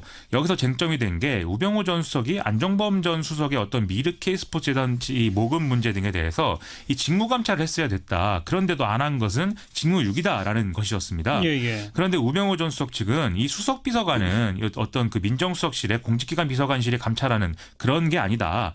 그 의무는 이석수 전 특별감찰관이 했어야 되는 것에 있다. 이렇게 주장을 했다는 건데요. 예. 그러면서 현 정부도 전병헌 전 수석에 대한 감찰 조사 안 하지 않았느냐 이렇게 주장을 했다는 겁니다. 예. 또 현 정부의 특별감찰관은 지금 임명이 안 된 상태다. 이것도 이제 얘기가 나오고 있는 거죠. 그런데 전병헌 전 수석 지금 혐의는 지금 정부 시기에 나온 게 아니잖아요. 그런 줄 알았는데 현 정부 시기 문제도 조금 있다고 있다고 해서 또 파장입니다. 예. 이 검찰의 영장 청구 내용을 보면 전병헌 전 수석은 이제 올해 7월달에 e스포츠협회 관계자들로부터 이 협회 예산 상황 등을 보고받았는데 이 내용에 기재부에 협회 관련 예산을 요청했는데 거부당했다 이런 게 포함되어 있었다고 하거든요. 예. 이후에 전병헌 전 수석이 기재부 예산 담당 공무원에게 전화를 해서 예산을 배정해달라 이런 요구를 했고 결국 20억이 편성됐다라는 게 검찰이 수사한 내용입니다. 어허. 이에 대해서 전병헌 전 수석 측은 뭐 게임 산업 발전을 위해서 한 것이고 뭐 정무수석 업무와도 무관한 일은 아니었다 이런 입장이라고 합니다. 아무튼 오늘 밤이나 내일 새벽 이제 구속 여부가 결정이 되죠. 그렇습니다. 우선 그걸 기다려 봅시다. 다음 뉴스는요? 한국은행 발표에 따르면 2017년 10월 수출 물량 잠정치가 작년의 같은 달보다 1.9% 하락했다고 하는데요. 이로써 지난해 11월부터 계속된 증가세가 처음으로 꺾인 그런 모양이 됐습니다. 이런 현상은 일단 사상 최장기의 추석 연휴로 조업 일수가 작년보다 줄어든 영향으로 해석이 되고 있는데 그런데 그렇다고 지금 문제가 없는 상황이다. 이렇게 얘기할 수는 없는 상황인 것 같습니다. 어떤 문제가 있는데요? 일단 품목별로 보면은 자동차 등의 어떤 수송 장비 수출 물량 지수가 19.5% 하락하는 등의 어떤 대개 이제 다 떨어지는 그런 현상들이 나타냈는데요. 반면 전기 및 전자기기와 정밀기기는 상승했고요. 특히 D램, 플래시 메모리, 시스템 반도체가 포함된 직접 회로 이런 것들이 이제 30%를 넘는 급등세를 이어갔습니다. 예. 이것도 반도체 생산 공정 특성상 조업을 중단할 수가 없었다라는 점이 영향을 미쳤다라고는 하는데 그걸 감안하더라도 산업 구조가 불균형한 상태다. 좀 반도체 속에 쏠려 있다. 이런 예. 점들이 드러난다는 거죠. 그렇군요. 특히 반도체 산업은 좀 시황에 민감한 산업이고 내년 하반기 이후에는 중국 기업의 공급 확대가 될 예정이기 때문에 그때가 되면 가격 하락세가 된다는 것이거든요. 좀 이것은 대비해야 될 필요성이 있는 것 같습니다. 네, 다음 뉴스요. 이른바 어금니 아빠 이영학의 범죄 행위와 배우자 사망의 전모가 밝혀졌는데요. 오늘 경찰은 이미 기소된 살인 혐의 외에 상해, 강요, 성매매, 알선, 사기 등의 혐의로 이영학을 또 사기 방조 혐의로 이영학의 형을 기소 의견 송치했다고 발표했습니다. 네. 이영학은 후원금, 보조금, 장애인 연금 등으로 총 13억 원을 모아서 차 20대를 구매해서 튜닝을 하고 다시 팔거나 직접 사용하는 등에 이제 돈을 썼다고 하고요. 허허. 한 달에 카드값만 1,000만 원을 쓰는 무절제한 생활을 지속했다고 하는데요. 예. 실제 딸의 수술비나 치료비 등으로 이영학이 직접 부담한 액수는 700만 원이 좀 넘는 수준에 불과했다고 합니다. 13억여 원 모아가지고 진짜 병원비는 700만 원 썼다. 그렇죠. 네. 또 이영학은 강남구 오피스텔에서 이 배우자 최 씨에게 성매매를 강요하고 이 과정을 촬영해서 보관하는 이런 범죄도 저질렀다고 합니다. 그야말로 엽기 중에 엽기적인 인간이군요. 그렇습니다. 그나저나 그 이영학 배우자의 사망 이건 자살로 결론이 난 겁니까? 어떻게 된 겁니까? 그게 이제 뭐 자살이냐 아니냐 이런 얘기들이 인터넷에서도 많이 있었는데요. 일단 투신 당시에 목격자 진술 그리고 부검 결과 이런 것들을 종합할 때 어떤 타인의 힘에 밀려서 이렇게 추락했다 이렇게 볼 만한 정황은 없다는 게 경찰의 또 판단입니다. 예. 경찰은 이에 대해서는 최 씨가 지속적인 어떤 폭력 그리고 성매매 강요 이런 좀 성적인 착취에 상당히 지쳐있는 상태였는데 사건 당일에도 이영학에게 또 역설과 심한 폭행을 당한 게 결국 화장실 창문으로 뛰어내리는 극단적 선택을 한 배경이다 이렇게 추정을 하고 있는데요. 이날 심지어 이제 그 이영학은 어떤 알루미늄으로 된 어떤 그 살충제 어떤 용기 이런 것들로 머리에서 피가 날 정도로 심한 폭행을 했다고 하니까 아이고. 아마 그런 영향이 심하게 있었던 거 아닌가 이렇게 추정할 수 있는 대목인 것 같습니다. 다시는 이런 엽기적인 인간 좀 나타나지 말았으면 좋겠고요. 그러게 말입니다. 언론들도 조금 신중하게 보도할 필요가 있습니다. 맞습니다. 네, 언론 중요한 것 보도로부터 이게 뭐 후원금 모금 등등이 막 다 시작된 거잖아요. 그렇습니다. 네, 안타깝네요. 수고하셨습니다. 고맙습니다. 김민아 기자였습니다. 미디어 포커스입니다. 민주언론시민연합 김원경 사무처장 어서 오십시오. 안녕하세요. 네. 지난주에 우리 김원경 사무처장이 네. 그 북한 귀순병사 관련 보도 중에 네. 뭐 기생충 뭐 이런 것이 너무 부각되는 네, 그 네. 보도의 문제점 네. 뭐 이런 얘기를 쭉 한번 다뤘잖아요. 예, 예. 그러다가 이번 한 주 내내 그게 맞아요. 지금 그 주제로 저 굉장히 뜨끔했습니다. 아주 뜨거운 화제와 논란으로 막 치닫고 있는 상황인데 네. 이거 어떻게 우리가 좀 봐야 할지 다시 한번 차분하게 정리해 봅시다. 예, 그 제가 지난주 방송에서 지적한 것은 목요일 16일 저녁 종합 뉴스에서 당시 북한군 한 사람의 몸을 보면서 불필요할 정도로 자세하게 설명을 하고요. 기생충, 뭐 옥수수 이런 것들을 그리고 그 몸이 마치 북한의 실태를 알려주는 표본이라도 되는 양 과장해서 북한의 상황을 전하는 행태가 적절한지 언론에게 묻고 싶다는 취지였습니다. 그렇죠. 그런데 이후에 김종대 의원이 비슷한 문제 제기를 하신 것을 접했고요. 예. 이 사안에 대해서 언론들은 한 주 내내 시끄러웠는데요. 그 보도의 특징을 보면요. 이국종 대 김종대의 대결 프레임으로만 관련 내용을 다루고 있었습니다. 물론 뭐 그 인격 살인? 네, 인격 테러? 인격 테러 네네. 같은 어떤 그런 자극적 단어들이 등장하다 보니 이렇게 되긴 했습니다만. 네. 그런데요. 최초로 이런 프레임을 제시한 것은 채널A였습니다. 그런데 채널A뿐만 아니고 거의 모든 언론이 비슷했다라고 생각되고요. 그야말로 싸움 구경을 하면서 싸움을 더 부추기는 수준의 보도였어요. 예. 언론이 이처럼 김종대 의원과 이국종 교수를 비판했다는 식의 프레임을 전하는 바람에 결과적으로 김 의원은 여론의 비판을 많이 받았습니다. 네. 그리고 그는 사과를 했죠. 그리고 이제는 결국 사과하고 끝났다는 식의 보도가 이어지고 있는 상황입니다. 그렇죠. 언론 보도만 보면 마치 김 의원이 막말 정치인이라도 된 것 같은 그런 취급을 받아왔고요. 예. 아쉬운 것은 정도의 차이가 있을 뿐 보수 진보 매체를 떠나서 대부분이 이국종 교수가 느낀 자괴감이라는 표현과 김종대 의원의 비판을 연관지어서 이국종 교수가 자괴감을 느낀 것이 김종대 의원 때문인 것처럼 예. 이렇게 연관지어서 서술하는 그런 보도 행태를 보였죠. 예. 그래서 저희가 지적한 사안의 본질 그리고 김종대 의원이 지적했던 사안의 본질을 완전히 가려버리는 이런 보도 행태를 한 거예요. 네. 그리고 TV조선이나 조선일보, 중앙일보는요. 여기에서 좀 더 나아가서 환자를 살린 교수에게 어찌 인권 문제를 운운하느냐 이런 식의 논리를 펼치고 있습니다. 예. 조선일보와 중앙일보는 이 상황을 북한 인권을 도외시하는 정의당과 진보 진영 전반의 문제점으로 확대하려 애쓰는 그런 사설도 내놨습니다. 그렇죠. 하지만 이국종 교수가 최선을 다해서 헌신적 치료를 했다는 것 그리고 외상의료센터에서 엄청나게 고생하시는 것을 모르는 게 아닙니다. 다 인정해야죠. 네, 그것을 다 인정하고 이번에도 결국 북한 병사의 생명을 구했다는 점에서 노고를 보내는데요. 뿐 아니라 이 중증 외상센터에 대한 정부 지원을 확대하자 이런 그렇죠. 것도 필요합니다. 엄청나게 예. 좋은 효과를 지금 끌어내고 계십니다. 예, 예. 다만 그의 브리핑 과정에서 굳이 이런 내용까지 말했어야 하는가에 대한 지적을 해본 것이었는데 네. 무엇보다 기가 막힌 거는요. 언론이 이 논란에서 자신들의 책임은 교묘하게 감추고 있다는 것입니다. 어떤 측면에서 언론들이 자신의 책임을 쏙 뺐다는 건가요? 언론은 지금 자신들에게 가해진 책임, 자신들의 잘못을 모르는 척하고 이 모든 논란이 이국종과 김종대 두 개인에게 있다고 돌리고 있는데요. 네. 생각해보면요. 먼저 이 과정에서 이국종 교수의 브리핑이 의료 인권적 측면에서 지나치게 환자의 의료 정보를 많이 공개한 것이다라는 지적이 있잖아요. 네. 근데 이 부분은 제가 의료 전문가가 아니기 때문에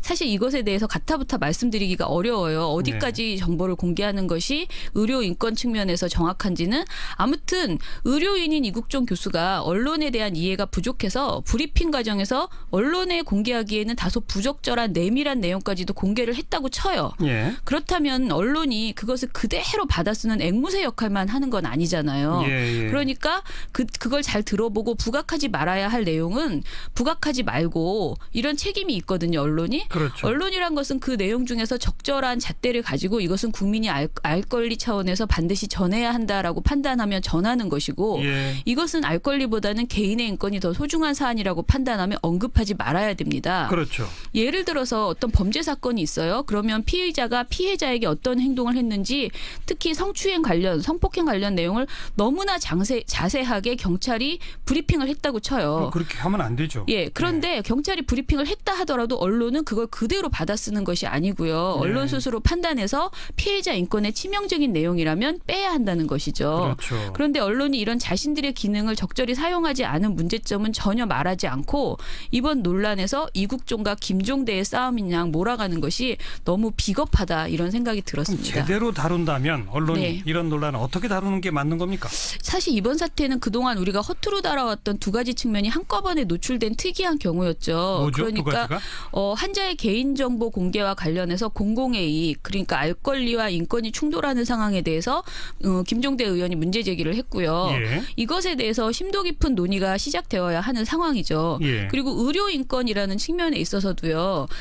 그동안에는 그냥 사람을 살리는 게 가장 중요하다라는 부분이 좀 더 많았는데 우리 사회에서 이번 사건을 계기로 그 환자의 개인정보에 대해서 굉장히 민감하게 다뤄야 된다는 것이 한번 확인된 그런 사안이었어요. 문제 제기가 된 거죠. 그렇죠. 예. 그런데 당사자로 지목된 김 의원과 이 교수 역시 상대방만을 겨냥해서 공격 또는 분노를 표출한 것이 아니고요. 이런 현실의 구조에 대해서 지적을 한 것이라고 분명히 밝혔습니다. 그렇죠. 그런데도 언론이 개인 간의 분쟁이 벌어졌고 이 싸움을 중계하는 것처럼 전한 것은 분명히 문제고요. 아하. 제가 TV조선만 봐도 이국종 교수의 1차 브리핑 직후인 15일과 16일에 걸쳐서 여전히 위중, 기생충이 변수 그리고 그 다음 날은 그러니까 15일 날 이랬고 16일은 기생충 만연, 북위생 충격이라는 보도를 내면서 기생충이라는 인권이라는 키워드에 집착하는 보도를 내놓은 바 있습니다. 예. 자신들이 이런 엉뚱한 보도를 해놓고 인권 문제를 제기한 김종대 의원을 일방적으로 문제를 일으킨 인물로 치부하는 보도를 하는 것은 예. 너무 황당하다라는 생각이 들고요.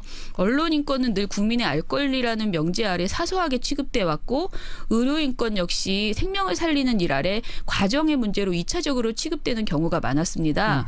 이런 사안에 대해서 언론이나 의료나 모두 사람에 관한 것이고 사람에게 생명과 알 권리만큼 인권 보호도 매우 중요한 가치니까 그렇죠. 이것에 대해서 좀 우리 사회가 논의를 했으면 좋겠고 예, 그러기 예. 위해서는 반드시 언론이 제대로 이 문제를 보도했으면 좋겠다 생각합니다. 두 가지 다 우리가 해야 합니다. 네. 중증외상센터의 중요성, 네. 거기에 대한 대폭적인 정부 지원, 네. 그리고 거기서 수고하시는 분들에 대한 격려, 네. 이거 해야 되고요. 그렇죠. 동시에 네. 알 권리와 환자 인권 사이의 어떤 간극, 네, 이걸 맞아요. 어떻게 우리가 예. 정답을 찾을 것인가에 대한 예. 진지한 논의는 또 따로 그렇죠. 있어야 한다. 예. 둘 다 그러기 맞는 위해서는 결론이죠. 언론이 제대로 보도해야 되는 거죠. 네. 예.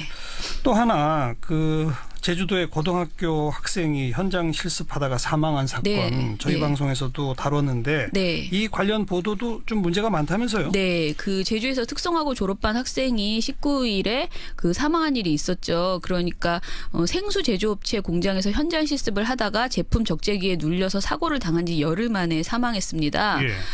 이 상황에 대해서 사실은 취업률만 강조하는 현재 특성화고 체제를 다시 짚어봐야 한다는 목소리가 많이 터져 나왔는데요. 그렇죠. 그런데 이에 대해서 조중동 세계 신문이 정말 지나치게 침묵하고 있다라는 점에서 제가 이 사안을 정리해봤습니다. 아예 보도를 안 해요? 네. 이군이 사망한 다음 날인 20일부터 24일까지 6개 신문의 종이신문의 보도량을 저희가 체크를 해봤습니다. 예. 그러니까 인터넷 기사로는 있을지도 모르겠어요. 근데 저희는 종이신문만 가지고 게재된 좋아요. 것을 예. 봤습니다. 예. 한겨레가 사설 한 건을 포함해서 총 12건을 보도를 했습니다. 20일에서 24일까지. 그리고 한국일보가 사설 한 건을 포함해서 5건을 보도했고요. 경향신문은 사설 한 건 포함해서 2건을 보도했습니다. 예. 한겨레 12건. 제대로 된 현장 실습 제도의 문제점을 의제화했다고 했는데 네네. 어떻게 했죠? 일단은 22일에 18살 고교 실습생은 왜 죽음으로 내몰렸나 해서 특성화고 실습생이 또 목숨을 잃었다. 올해만 2번째다. 콜수를 다 못 채웠다며 스스로 목숨을 끊은 홍양 등의 기존의 사례들을 언급하면서 이번 사고가 단순 사망사고가 아니고 제도적인 문제라고 지적했습니다. 예. 그리고 10대 현장 실습생들 잔혹사, 기업, 정부, 학교가 키웠다라는 보도에서는 현장 실습에 나선 학생이 크게 다치거나 숨지는 사고가 거듭되는 데에는 실습생을 교육 대상이 아닌 값싼 노동자로 여겨온 정부와 기업, 학교의 책임이 적지 않다는 분석이 나온다. 그렇죠. 저임금의 위험한 일자리를 10대로 채우려는 기업과 취업률로 학교를 평가해온 정부, 취업률 높이기에 매달리는 학교 등의 트라이앵글 구조가 실습생을 위험으로 내몬다는 것이다. 이렇게 지적을 했어요. 예. 한겨레가 전반적으로 정말 보도를 잘했습니다. 네. 이 이군의 사망한 이군에 대한 노동 강도가 얼마나 셌는지도 전하고요. 그리고 24일에는 이명박 정부가 2009년 실업계고를 특성화고로 전환시키면서 계속 높은 취업률 목표치를 제시했고 예. 취업률에 따라 지원금을 달리하고 목표에 도달하지 못한 학교는 통폐합시키겠다는 계획도 밝혔다. 예. 이런저런 이유 때문에 아무래도 이렇게 이런 삼각 트라이앵글, 공포의 트라이앵글이 만들어진 것이다라고 정리를 했습니다. 조선일보는 특성화고 졸업생 취업률이 50%를 넘었다는 정부의 발표를 무비판적으로 그대로 그냥 보도자료를 거의 그대로 하는 보도를 냈고요.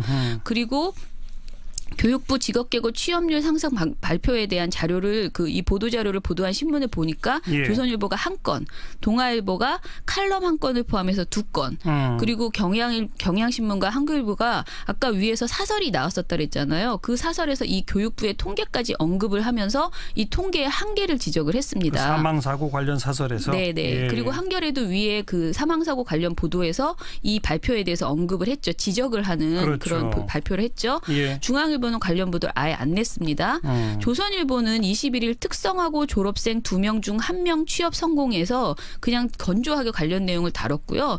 문제는 동아일보인데 5종 세트 고졸 취업 99% 뚫는다라는 21일 보도에서 직업계고를 졸업한 청년들의 취업률이 50.6%로 집계됐다. 전문가들은 직업계고의 이런 성과가 이명박 정부의 고졸 채용 확대와 박근혜 정부의 1학습 병행 정책으로 이어진 직업교육 강화 정책 정책의 성과다. 네. 라면서 조선일보보다 매우 상세히 이 브리핑을 부각했습니다. 예. 그리고 열린 시선 희망의 사다리 특성화 마이스터고라는 칼럼에서는요. 특성화고와 마이스터고의 취업은 2009년 16.7%에서 2016년 47.2%로 상승해 왔다. 대학 진학자를 제외한 취업률은 72%에 달했다. 이는 대졸자 취업률인 67%보다 높다라고 하면서 굉장히 마이스터고의 이런 그 실적을 강조하는 이런 예. 보도를 내놨습니다. 예.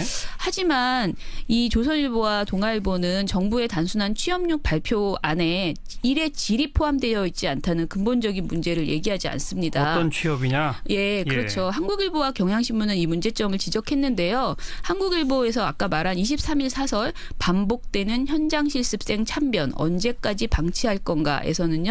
교육부가 이런 그 통계를 냈다라고 말을 하면서요. 네. 그러나 특성화고 졸업생 중 고용보험에 가입한 일자리에 취업한 비율은 2012년 79.6%에서 2015년 58.8%로 떨어졌으니 아하. 이들에게 제공된 일의 질은 더 떨어진 셈이다라고 지적을 했습니다. 그러니까 고용보험에도 가입 못하는 정도의 영세하고 열악한 일자리들에 취업했다. 그렇죠. 그래서 젊은이들이 안전한 곳에서 적정한 대우를 받을 때 더 열심히 일할 수 있는 것 아니냐 이런 예. 내용을 정리를 했고요. 예. 경향신문도 23일 사설 18세 고교 실습생을 죽음으로 내몬 노동인권 실태라는 보도에서요. 교육부가 그런 발표를 했지만 특성화고는 학생들을 취업에 유리한 현장 실습으로 내몰고 산업체들은 현장 실습생들을 노동 착취 대상으로 삼는 행태가 근절되지 않고 있다. 네. 이군 추모 촛불 집회에서 나온 특성화고 학생들의 외침대로 현장 실습생이 일하는 기계, 노예, 부속품이 되어서는 안 된다라고 호소하는 사설을 내놨습니다. 네.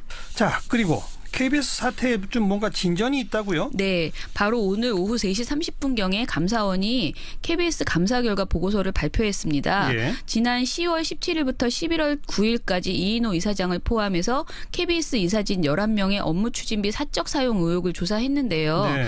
이번 발표에서 이사진 10명, 그러니까 한 분은 사임을 하셨기 때문에 예. 10명에 대한 개개인의 업무 추진비 사적 사용을 모두 지적을 했습니다. 그래서 결론이 뭘 권고했습니까?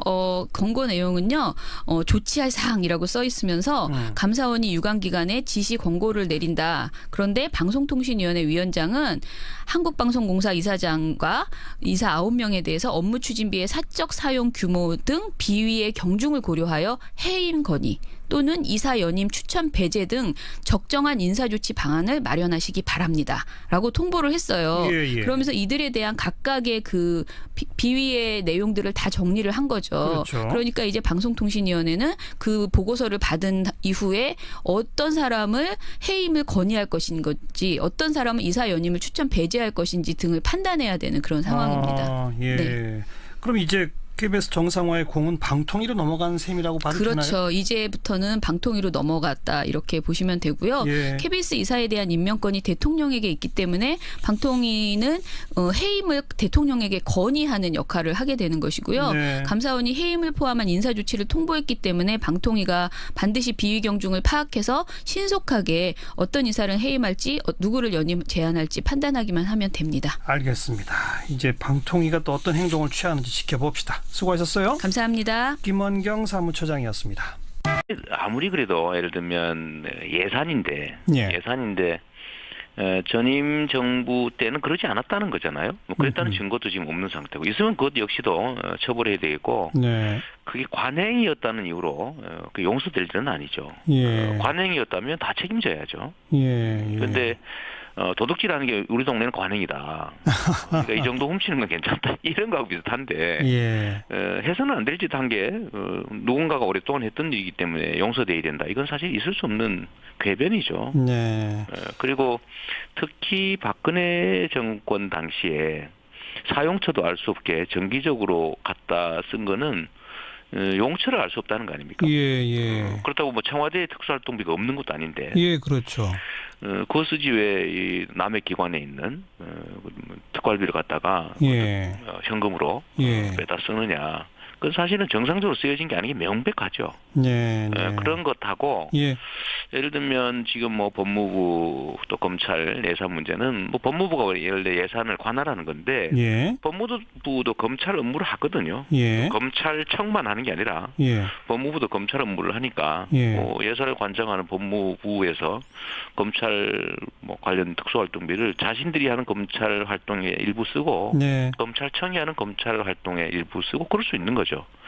근데 이런 거를 이제 물타기 하는 것 같습니다. 네. 그러니까 비슷하지 않냐. 예. 저는 민주주의 사회에서 가장 나쁜 짓이 예를 들면 국민들이 정확한 정보를 세밀하게 판단하지 못하는 점을 이용해서 예. 그야말로 헷갈리게 하려고 엉뚱한 주장하고 이런 거 정말 나쁜 짓이라고 생각해요. 네. 네. 그리고 더군다나 뭐 지금 일부에서 뭐 고발도 하고 그러지 않습니까? 그렇죠. 그럼 뭐 수사하겠죠. 예. 수사하겠는데 예. 그냥 막연하게 단서도 없이 쓰여졌을 거다. 네. 뭐 이런 식으로 해서 문제를 삼는 거는 사실 너무 무책임한 거죠. 네. 더군다나 국회 특수활동비 관련해서는 홍준표 대표가 지금 뭐 여러 차례 말을 이랬다 저랬다 바꾸고 이건 어떻게 보세요? 원래 진실을 말하는 사람들은 헷갈릴 일도 없고 또 말을 바꿀 일도 없습니다, 사실은. 근데 홍 대표께서 그때 다급하게 성완종 사건 때문에 그 돈 어디서 났느냐라고 하니까 급하게 둘러댄 게 특활비 모았던 거다라고 하니까 그때는 뭐 적당히 넘어갔지만 그러면 특활비를 왜 네 사생활에 생활비로 썼느냐는 문제가 되니까 또 말을 바꾸잖아요. 그랬었죠. 바꿨는데 그럴듯했는데 문제는 야당 원내대표한테 줬다고 하는데 그 야당 원내대표는 받은 일이 없다고 하니까 그렇죠. 그거는 또 뭐 기억의 착오일 수 있다. 뭐 이렇게 슬쩍 또 바꾸고 이런 것들을 보면 저는 다 거짓말이었다고 생각이 됩니다. 그러니까 다급하니까 급한 대로 모면하기 위해서 이 얘기했다가 또 문제가 되니까 저 얘기했다가 이게 자성자박이 되는 거죠. 알겠습니다. 네네. 홍준표 대표 얘기 나온 김에 홍 대표는 경기도지사에 이재명 시장이 나오면 우리가 이긴다 이렇게 말했어요. 어떻게 생각하세요? 저도 그 얘기 이제 들었는데요. 뭐 답답하니까 한번 해보신 소리 아닌가 싶고요. 오죽하면 저럴까라는 그런 생각도 일부 듭니다. 근데 경기에 임하는 선수가 아무리 실력 부족하고 그래도 이 경기는 내가 진다, 뭐 뻔하게 진다 이럴 수는 없지 않습니까? 그러니까 이긴다고 큰 소리도 쳐야 되고 그런 것 같은데 일종의 이제 어려운 상황에서 이제 좀 자기 체면용 그냥 언설이 아닌가 싶어요. 그런 얘기 한번 던져보는 거죠. 대책 없다 이렇게 말할 수는 없지 않습니까? 아무런 근거 없이 그냥 한 얘기라 보신다? 저는 뭐 도저히 궁금해요. 어떤 대안이 있는지. 좀 그런 거 있었으면 좋겠습니다. 네. 자유한국당으로서는 대책 없다라고 하는 말을 하기가 뭐하니까 이렇게 말한 거다 정도. 우리 홍준표 대표의 특성이 발현된 게 아닌가 싶어요. 그냥 일단 그 상황에서 한번 던져보고. 제가 하나 보니까 이런 얘기 하는 것도 있더라고요. 뭐요? 남경필 지사에 대해서 어떤 기자가 물어보니까 온데도 안 받는다. 뭐 이런 얘기를 해가지고 또 남 지사께서도 오랜데도 안 간다. 뭐 이렇게 얘기를 하게 만들었다던데 사실 매우 정치적으로 뭐 미숙한 발언일 수 있거든요. 근데 그냥 던져보는 그런 말 때문에 아마 본인이 자꾸 자성자박하지 않나. 그런 생각이고. 알겠습니다. 이것도 그냥 해본 소리 같습니다. 해본 소리라고 본다? 네. 여기까지 수고하셨어요. 네, 감사합니다. 이재명 성남시장이었습니다. 윤태곤의 뉴스 사이다. 윤태곤 실장 어서 오십시오. 네, 안녕하세요. 방금 이재명 시장하고도 특활비 얘기를 많이 했는데 자유한국당 홍준표 대표가 특검을 거론하고 나왔네요. 특검, 국정조사 뭐 다 안 됩니다. 김대중 노무현 정부 시절의 국정원, 청와대 특활비 그리고 현재 검찰의 특활비를 대상으로 한다. 우리가 특활비를 특검으로 추진하는 것을 현재 검찰에서 수사 중인 국정원 특활비는 제외한다. 이렇게 말했어요. 특검이라는 게 검찰이 안 하는 거나 못 하는 걸 대상으로 하는 거니까 뭐 지금 검찰에서 수사 중인 걸 할 수는 없긴 하죠. 주가나 급여 등을 전면적으로 개선해 활성화시키겠다는 방침을 밝혔습니다. 네, 잘 됐네요. 자, 다음 소식은요? 네, 실종된 아르헨티나 잠수함 산후안호가 폭발했다는 사실이 뒤늦게 확인됐습니다. 이 아르헨티나 해군은 실종 당일 산후안호와 15일 최후 교신한 뒤 이 수중 음파가 포착됐는데 이게 짧고 격렬한 폭발음과 일치한다고 밝혔습니다. 아하. 이 소식이 전해지자 해군기지 밖에서 구조 소식만을 기다렸던 가족들은 바닥에 주저앉아 울부짖었습니다. 이 가뜩이나 실종 일주일을 넘어서면서 산소 부족으로 골든타임을 놓쳤다는 우려가 커졌는데 폭발한 사실이 알려지면서 신락 같은 희망이 사라진 겁니다. 폭발 원인은 뭐 밝혀졌나요? 네, 원인은 아직 밝혀지진 않았는데요. 이게 배에 아무래도 문제가 있다고 승조원 가족들은 주장을 하고 있습니다. 네. 이게 1983년에 건조가 됐던 거더라고요. 네. 그래서 이 가족들은 이 낡고 엉터리인 잠수함을 내보냈다면서 거세게 비난하고 있습니다. 또 폭발음 소식을 알고도 일주일 넘게 가족들에게 알리지 않아 그릇된 희망을 계속 키우게 했다며 분노하고 있습니다. 네, 빨리 진상이 우선 밝혀져야 되겠고요. 다음 소식은요? 네, 수험표 암거래입니다. 어제 대입 수능이 끝났죠. 이 고생한 수험생들이 다양한 분야에서 혜택을 받을 수 있는 수험표는 일명 만등 할인권으로도 불립니다. 문화예술 공연은 물론 성형외과 시술도 할인된 가격 받을 수 있다는데요. 어허. 이게 최대 10만 원 정도에 거래되고 있다고 합니다. 수험표까지 암거래를 한다? 어떻게 거래가 돼요? 네, 이게 요즘 SNS를 타고 물밑 거래가 활성화된 건데요. 사실 수험표 거래는 이번이 처음이 아닙니다. 그전엔 주로 중고 장터에서 이뤄졌는데 여기선 글이 노출되기 때문에 신고당할 위험이 크거든요. 그래서 개인 메시지가 가능한 인스타그램 같은 SNS로 1대1 비밀 거래를 한다고 합니다. 이건 뭐 위법은 아니에요? 이게 수험표를 사고 파는 행위 자체는 불법이 아닙니다. 예. 하지만 수험표 할인 혜택을 받으려고 여기 수험표 사진이나 이름을 바꾸면 공문서 위조 또 변조죄에 해당해서 10년 이하의 징역형을 받을 수 있습니다. 명백한 불법이네요. 네, 맞습니다. 할인 혜택을 노리고 사는 거니까 당연히 사진이나 이름을 바꿔야 될 거 아니에요? 그렇죠. 바꿀 수밖에 없죠. 이거 하면 안 되겠네요. 수고하셨습니다. 네, 감사합니다. 김현지 기자였습니다.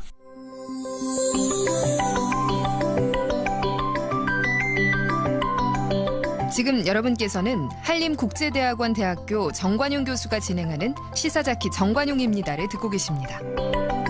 국정원의 대선 개입 수사 방해 혐의로 검찰 조사를 받다가 국정원 소속 정치호 변호사가 지난달 30일 춘천 소양강댐 주차장에서 시신으로 발견된 일이 있었죠. 승용차에 번개탄을 피우고 자살했다. 이렇게 결론이 내려진 사안인데 오늘 그 유족들과 변호인단이 자살로 단정할 수 없다. 사망에 5대 의혹이 있다면서 진상규명을 촉구했네요. 고 정치호 변호사 유족협의회 변호인단의 김필성 변호사를 연결해 봅니다. 변호사님 안녕하세요. 네, 안녕하세요.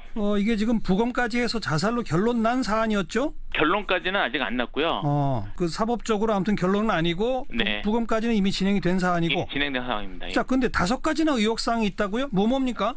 좀 정리를 해보면요. 예.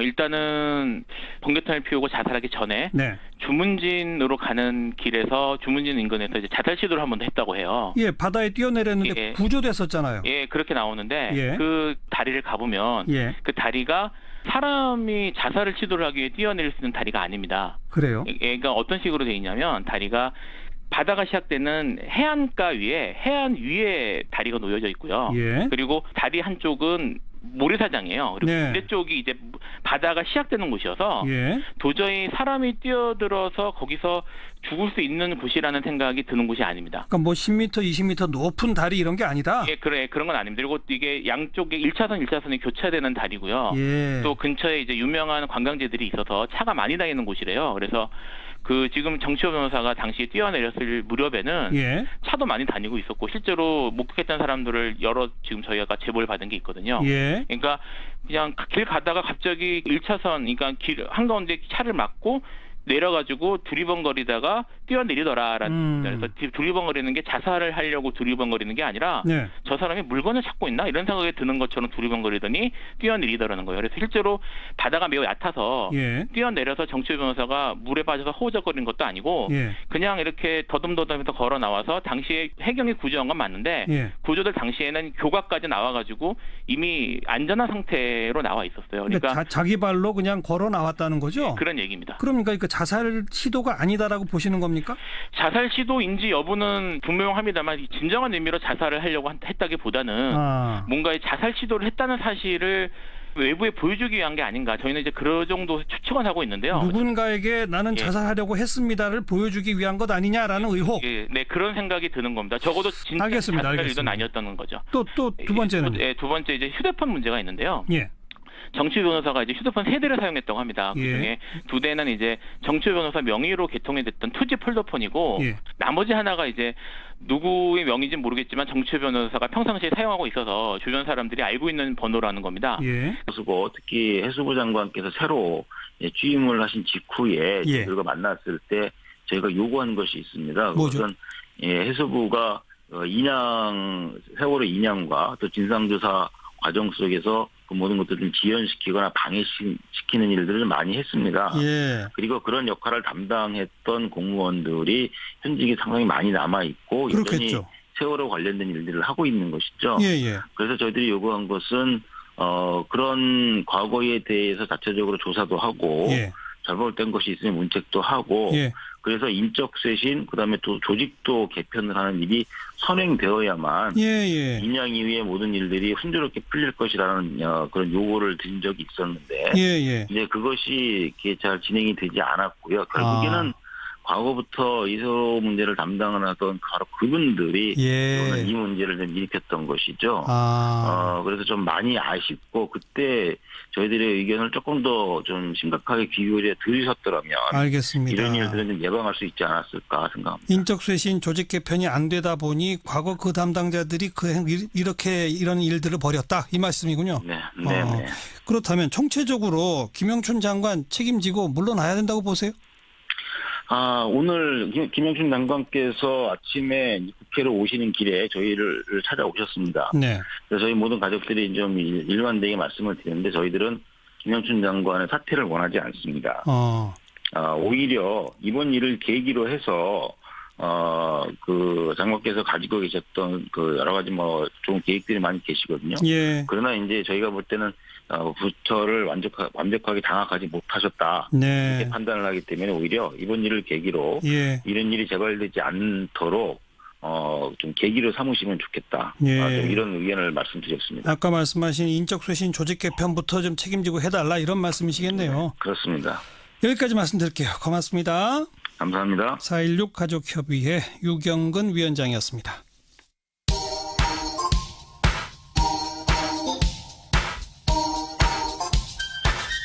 시사자키 정관용입니다.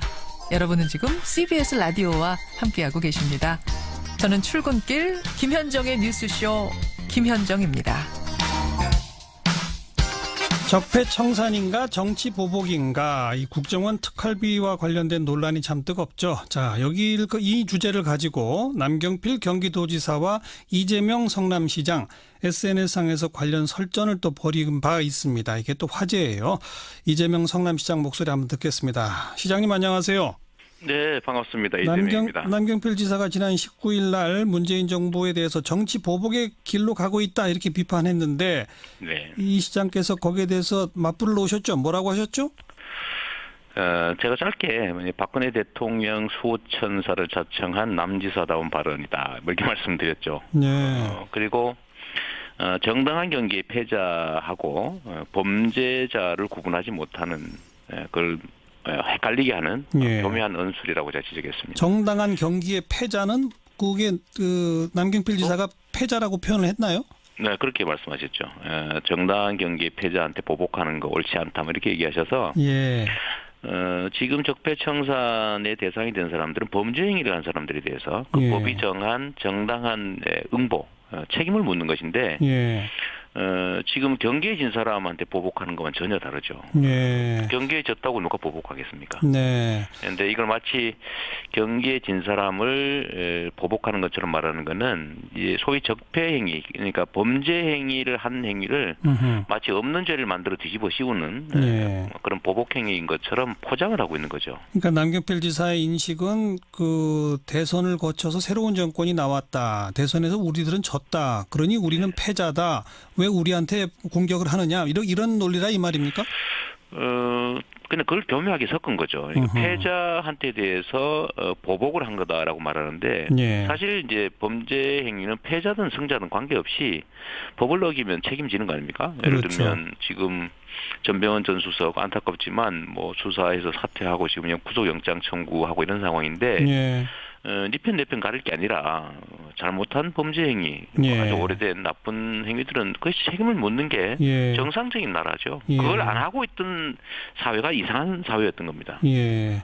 그거를 남경필 지사께서 소속됐던 정치 집단은 그렇게 했나 봅니다. 그러니까 네. 죄를 지어도 처벌하지 않았던가 봐요. 예, 예. 죄를 지은 사람을 처벌하는 게 이상하게 느껴지는 걸 보면 예. 역시 우리가 생각하는 과거 분들 아니냐. 네. 퇴행적 사고를 가지고 있지 않냐 이런 생각이 좀 듭니다. 그런데 이제 일각에서 이게 네. 뭐 정치보복 논란으로 이렇게 조금씩이라도 인식되는 근거가 되는 게 국정원 특수활동비, 법무부 특수활동비, 네. 국회 특수활동비, 이 특수활동비들이 과거부터 관행처럼 뭔가 조금 좀 이상하게 쓰여온 이런 일들이 있었기 때문 아니겠습니까?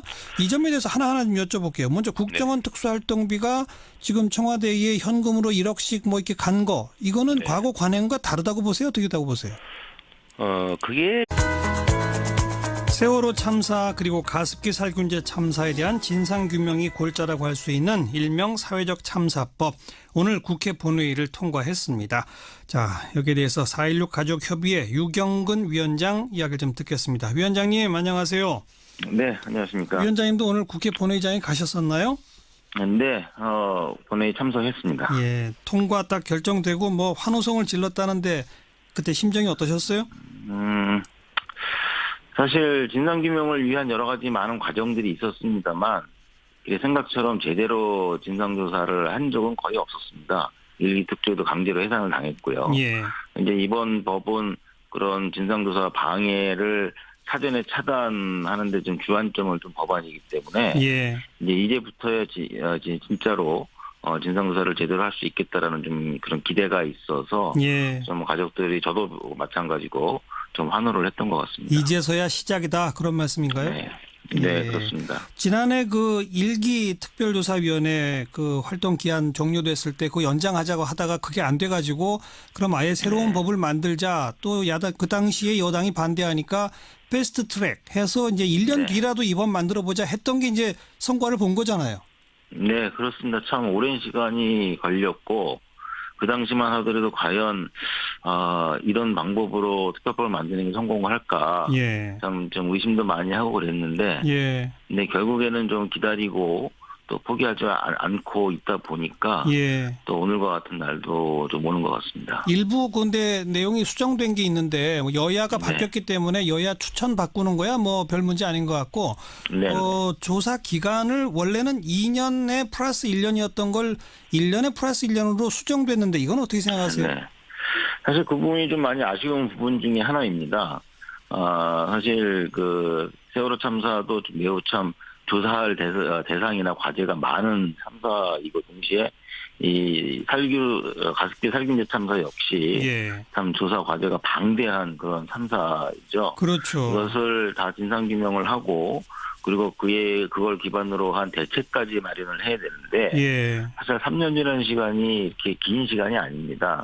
그러나 이제 이 법안이 국회에서 특히 더불어민주당이나 국민의당은 아무리 신속처리안건에 지정이 되어 있다 하더라도 결국 이 법을 통한 진상조사가 힘을 받기 위해선 여야 모든 당의 어떤 합의를 좀 전제하는 것이 좋겠다는 판단들을 하셨고 그런 합의를 이루는 과정 속에서 한쪽에서는 좀 기간 3년은 너무 길다는 의견들을 강하게 대두하면서 다른 많은 장치들을 좀 확보를 하되 좀 기간에 있어서 조금 양보를 했던 측면이 있죠.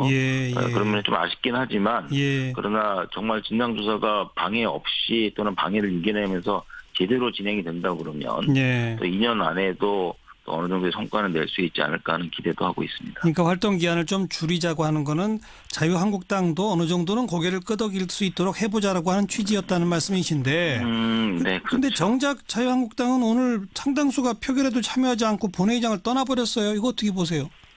좀 굉장히 황당한 그런 장면들이었는데요.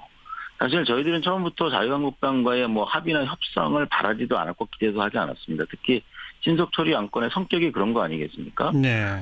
그럼 뭐 그 정당 간의 합의가 없더라도 이제 본회의 상정할 수 있는 그런 거의 유일한 수단 중에 하나인데요. 예. 그럼에도 불구하고 아까 말씀드렸던 대로 이제 다른 그 정당들이 또 그렇게 하는 것이 좀 맞겠다 싶어서 좀 시도를 했는데 의외로 자유한국당에서 그 협상에 응하셨어요. 예. 그리고 실제로 입장 차는 컸지만 예. 그러나 그런 협상을 이렇게 파토를 내는 게 아니라 또 계속 의견을 좀 내면서 또 노력을 하셨고요. 그래서 그 잘하면은 또 자유한국당에서도 뭐 다는 아니겠지만 일부라도 같이 좀 이 진상조사에 참여할 수 있을지도 모르겠다는 기대를 했었는데 그래서 이제 오늘 아침에 자유한국당에서 이 법안을 합의안으로 받아들이고 네. 그 같이 좀 찬성할 수 있도록 하겠다는 답도 들었었는데 예. 그런데 정작 본회의 시작하자마자 법안이 상정되자마자 정유섭 의원이 아주 이상한 어떤 토론을 시작을 하면서 네. 일부 의원은 퇴장도 하시고 또 반대도 하시는 모습을 봤죠. 그 자리에서 협상을 담당했던 김선동 의원께서는 좀 굉장히 실망을 많이 하셨던 모양이에요. 네, 네. 좀 뭐 그런 일이 있어서 저희가 바라보는 입장에서는 조금 좀 황당한 상황이었다. 그냥 황당할 수밖에 없다. 예. 네, 네. 아무튼 뭐 우여곡절 끝에 법 통과됐으니까 이기 특조위가 제대로 빨리 좀 만들어져서 활동했길 함께 기대해 보고요. 그나저나 그 6월 은폐 사건 이 문재인 정부한테 굉장히 실망하셨겠어요. 예, 실망을 안 할 수는 없죠, 당연히. 정말 상상을 할 수 없었던 일이 이제 벌어졌는데요. 네. 그런데 이제 사실은 예견된 어떤 일일 수도 있습니다. 어떤 의미에서 예견됐다는 얘기입니까? 예, 저희가 이제 그런 입장도 제가 어떤 SNS를 통해서 밝히기도 했습니다만, 이제 새 정부가 지금 검찰이 수사하고 있는 건 박근혜 정부 때 거잖아요. 네. 그러니까 그건 빼고 김대중 노무현 정부 시절 그리고 현재 검찰. 그렇죠. 근데 그 이명박 정부는 왜 속 빠졌죠? 그러니까요. 지금 이 자유한국당이 법무부가 검찰 특활비 상납받았다 이런 주장하지 않습니까? 그렇죠. 그건 이게 국정원하고 또 궤가 다른 거잖아요. 다른 얘기죠. 그러니까 바로 이제 황교안 전 총리부터 바로 조사하자 이런 이야기가 나오는 거 아니겠습니까? 아시다시피 황 전 총리는 총리 되기 전에 법무부 장관이었잖아요. 그랬죠. 그리고 이제 뭐 예를 들어서 이제 국정원 특활비 건도 관행적으로 여야 의원들한테 계속 떡값으로 갔다 이런 이야기들도 있는 거잖아요. 네네. 이건 지금 검찰이 수사 못 하고 있는 거죠. 안 하고 있는 거죠. 예. 그러면은 홍 대표도 요걸 하자라고 하면은 조금 말이 되는데 싹 뛰어넘어 가지고 김대중 노무현 정부 시절 그리고 현재만 하자는 거죠. 어떻게 봐야 돼요? 홍 대표 이야기는 이렇습니다.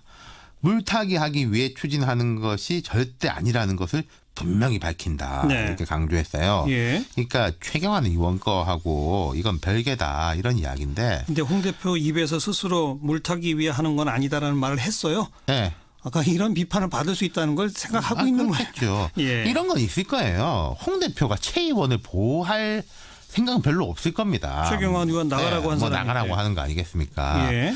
근데 이제 최 의원이 검찰이 이제 최 의원 보고 28일에 나오라고 했어요. 그렇죠. 의원회관은 이미 압수수색했는데. 했고, 예. 근데 최 의원이 오늘 의원총회에서 자유한국당 의원총회에서 목소리를 엄청 높였습니다. 내가 무너지면 다음은 여러분이다. 그러니까 의원들이 움직이죠. 예. 의원들이 생각하는 건 이게 뭐 과거 정부 파헤치는 것보다는 지금 검찰이 혹시 전방위적 사정으로 들어오지 않을까. 그냥 박근혜 전 대통령에 대한 것뿐만 아니라 사실 이런 이야기가 여야에 쭉 나오고 있는 건 맞아요. 예. 그러니까 자유한국당 내에서 오히려 공수처 이야기도 나오는 게 이런 맥락이거든요. 예. 최경환 의원이 이런 이야기를 했습니다. 특검법 발의 등 공정한 수사를 받을 제도적 장치를 당에서 마련해달라. 근데 이 최경환 의원이 말한 특검법이라는 거는 나도 포함시키라는 거잖아요. 그렇죠. 이게 맥락이 좀 다르죠. 예. 거기에다가 이제 이채익 의원 같은 경우에 이런 말을 했습니다. 사정 한파가 계속 다가오는데 나는 괜찮겠지 하는 아니라는 생각을 가지면 결국 우리는 다 무너지고 말 것이다. 예. 홍준표 의원도 사실은 여기서 자유롭지 않죠. 그렇죠. 대표도. 예. 근데 지금 전방위적 사정 국면이라고 봐야 됩니까? 그러니까 지금 이제 총선이나 뭐 보좌진 급여 상납받은 것으로 걸린 의원들은 여러 명이에요. 이건 뭐 오래전부터 수사해오던 그렇죠. 거잖아요. 지금 수사가 들어간 게 아니라 뭐 2심, 3심 이런 국면이라서 지금 검찰하고 거죠. 별 상관도 없어요. 그렇죠. 유죄가 나오든 무죄가 나오든. 예. 그런데 전병헌 전 수석 오늘 뭐 구속영장 아마 결정이 될 것 같고. 그렇죠. 자유한국당 중진인 원유철 의원도 검찰이 수사망을 좁히고 있거든요. 그렇죠. 근데 또 이런 건 있습니다. 이 사람들이 무슨 게이트급의 큰 사건들 있지 않습니까? 줄줄이 들어가는 거. 그건 아니죠. 이거 아니고 각자의 비리 의혹들이에요. 그렇죠. 그런데 특히 야당 의원들이 이럴 때 되면은 겁나거든요. 네. 자유한국당 의원들은 위기감이 강한 것 같습니다. 위기감 때문에 그냥 더 세게 나가자. 그렇죠. 이겁니까? 그러니까 이게 먹힐 것이냐. 네. 저는 이게 극히 회의적인데 이런 게 먹히려면은 여론의 지지를 받든지 아니면 당이 힘이 있어야 되는데 그렇죠. 세 가지 측면을 한번 보죠. 일단 논리 구조가 이런저런 의혹이 있는데 나는 죄가 없다. 예. 이런 의혹 자체 부당하다. 이렇게 가는 게 아니라 예. 너는 잘못한 게 없냐. 그렇죠. 과거에 너도 이랬으니까 이것부터 따져보자. 이런 식이니까 궁색하죠. 네, 좀 궁색하고 그리고 파괴력 문제인데 이런 거 흔히 이제 뭐 양패구상 물타기라고 하는데 그럼 상대 약점을 탁 틀어줘야 되는데 네. 지금 구체적으로 치고 들어오는 게 없잖아요. 뭐 근거가 10년치를 다 뒤져보자 예. 이러는 거 아니겠습니까? 예. 과거에 이랬다는 소문이 있는데 이런 식이니까 여권이 별로 겁낼 이유가 없는 거예요. 뭐 또 시간도 많이 지났으니까 구체적 증거 같은 걸 갖고 있는 것도 별로 없을 그렇죠. 것이고. 또 세 번째 특검 실제로 하려면은 바른정당, 국민의당 다 끌어들여야 할 거 아니겠습니까? 그 찬성해줘야 되죠. 그렇죠. 근데 지금 이 논리와 이 사안이라면은 국민의당이 할 리가 없잖아요. 일단. 당연히 반대죠. 예. 그리고 평소에 바른정당에 대해 가지고 홍 대표를 비롯해 얼마나 수모를 줬습니까? 이럴 때 도와줄 리가 있겠어요. 안 도와주겠죠. 예. 어렵겠네요. 그렇죠. 수고하셨습니다. 감사합니다. 오늘 하루 화제가 된 뜬 뉴스들부터 정리해드립니다. CBS의 김현지 기자 오늘은 스튜디오에 직접 나왔습니다. 김 기자 어서 오세요. 네, 안녕하세요. 네, 첫 소식은요? 네, 권역 외상센터 지원 국민청원이 일주일 새 17만 명을 넘어섰습니다. 대단하네요. 네, 청와대 국민청원을 이끌어낸 중심엔 이국종 교수가 있는데요.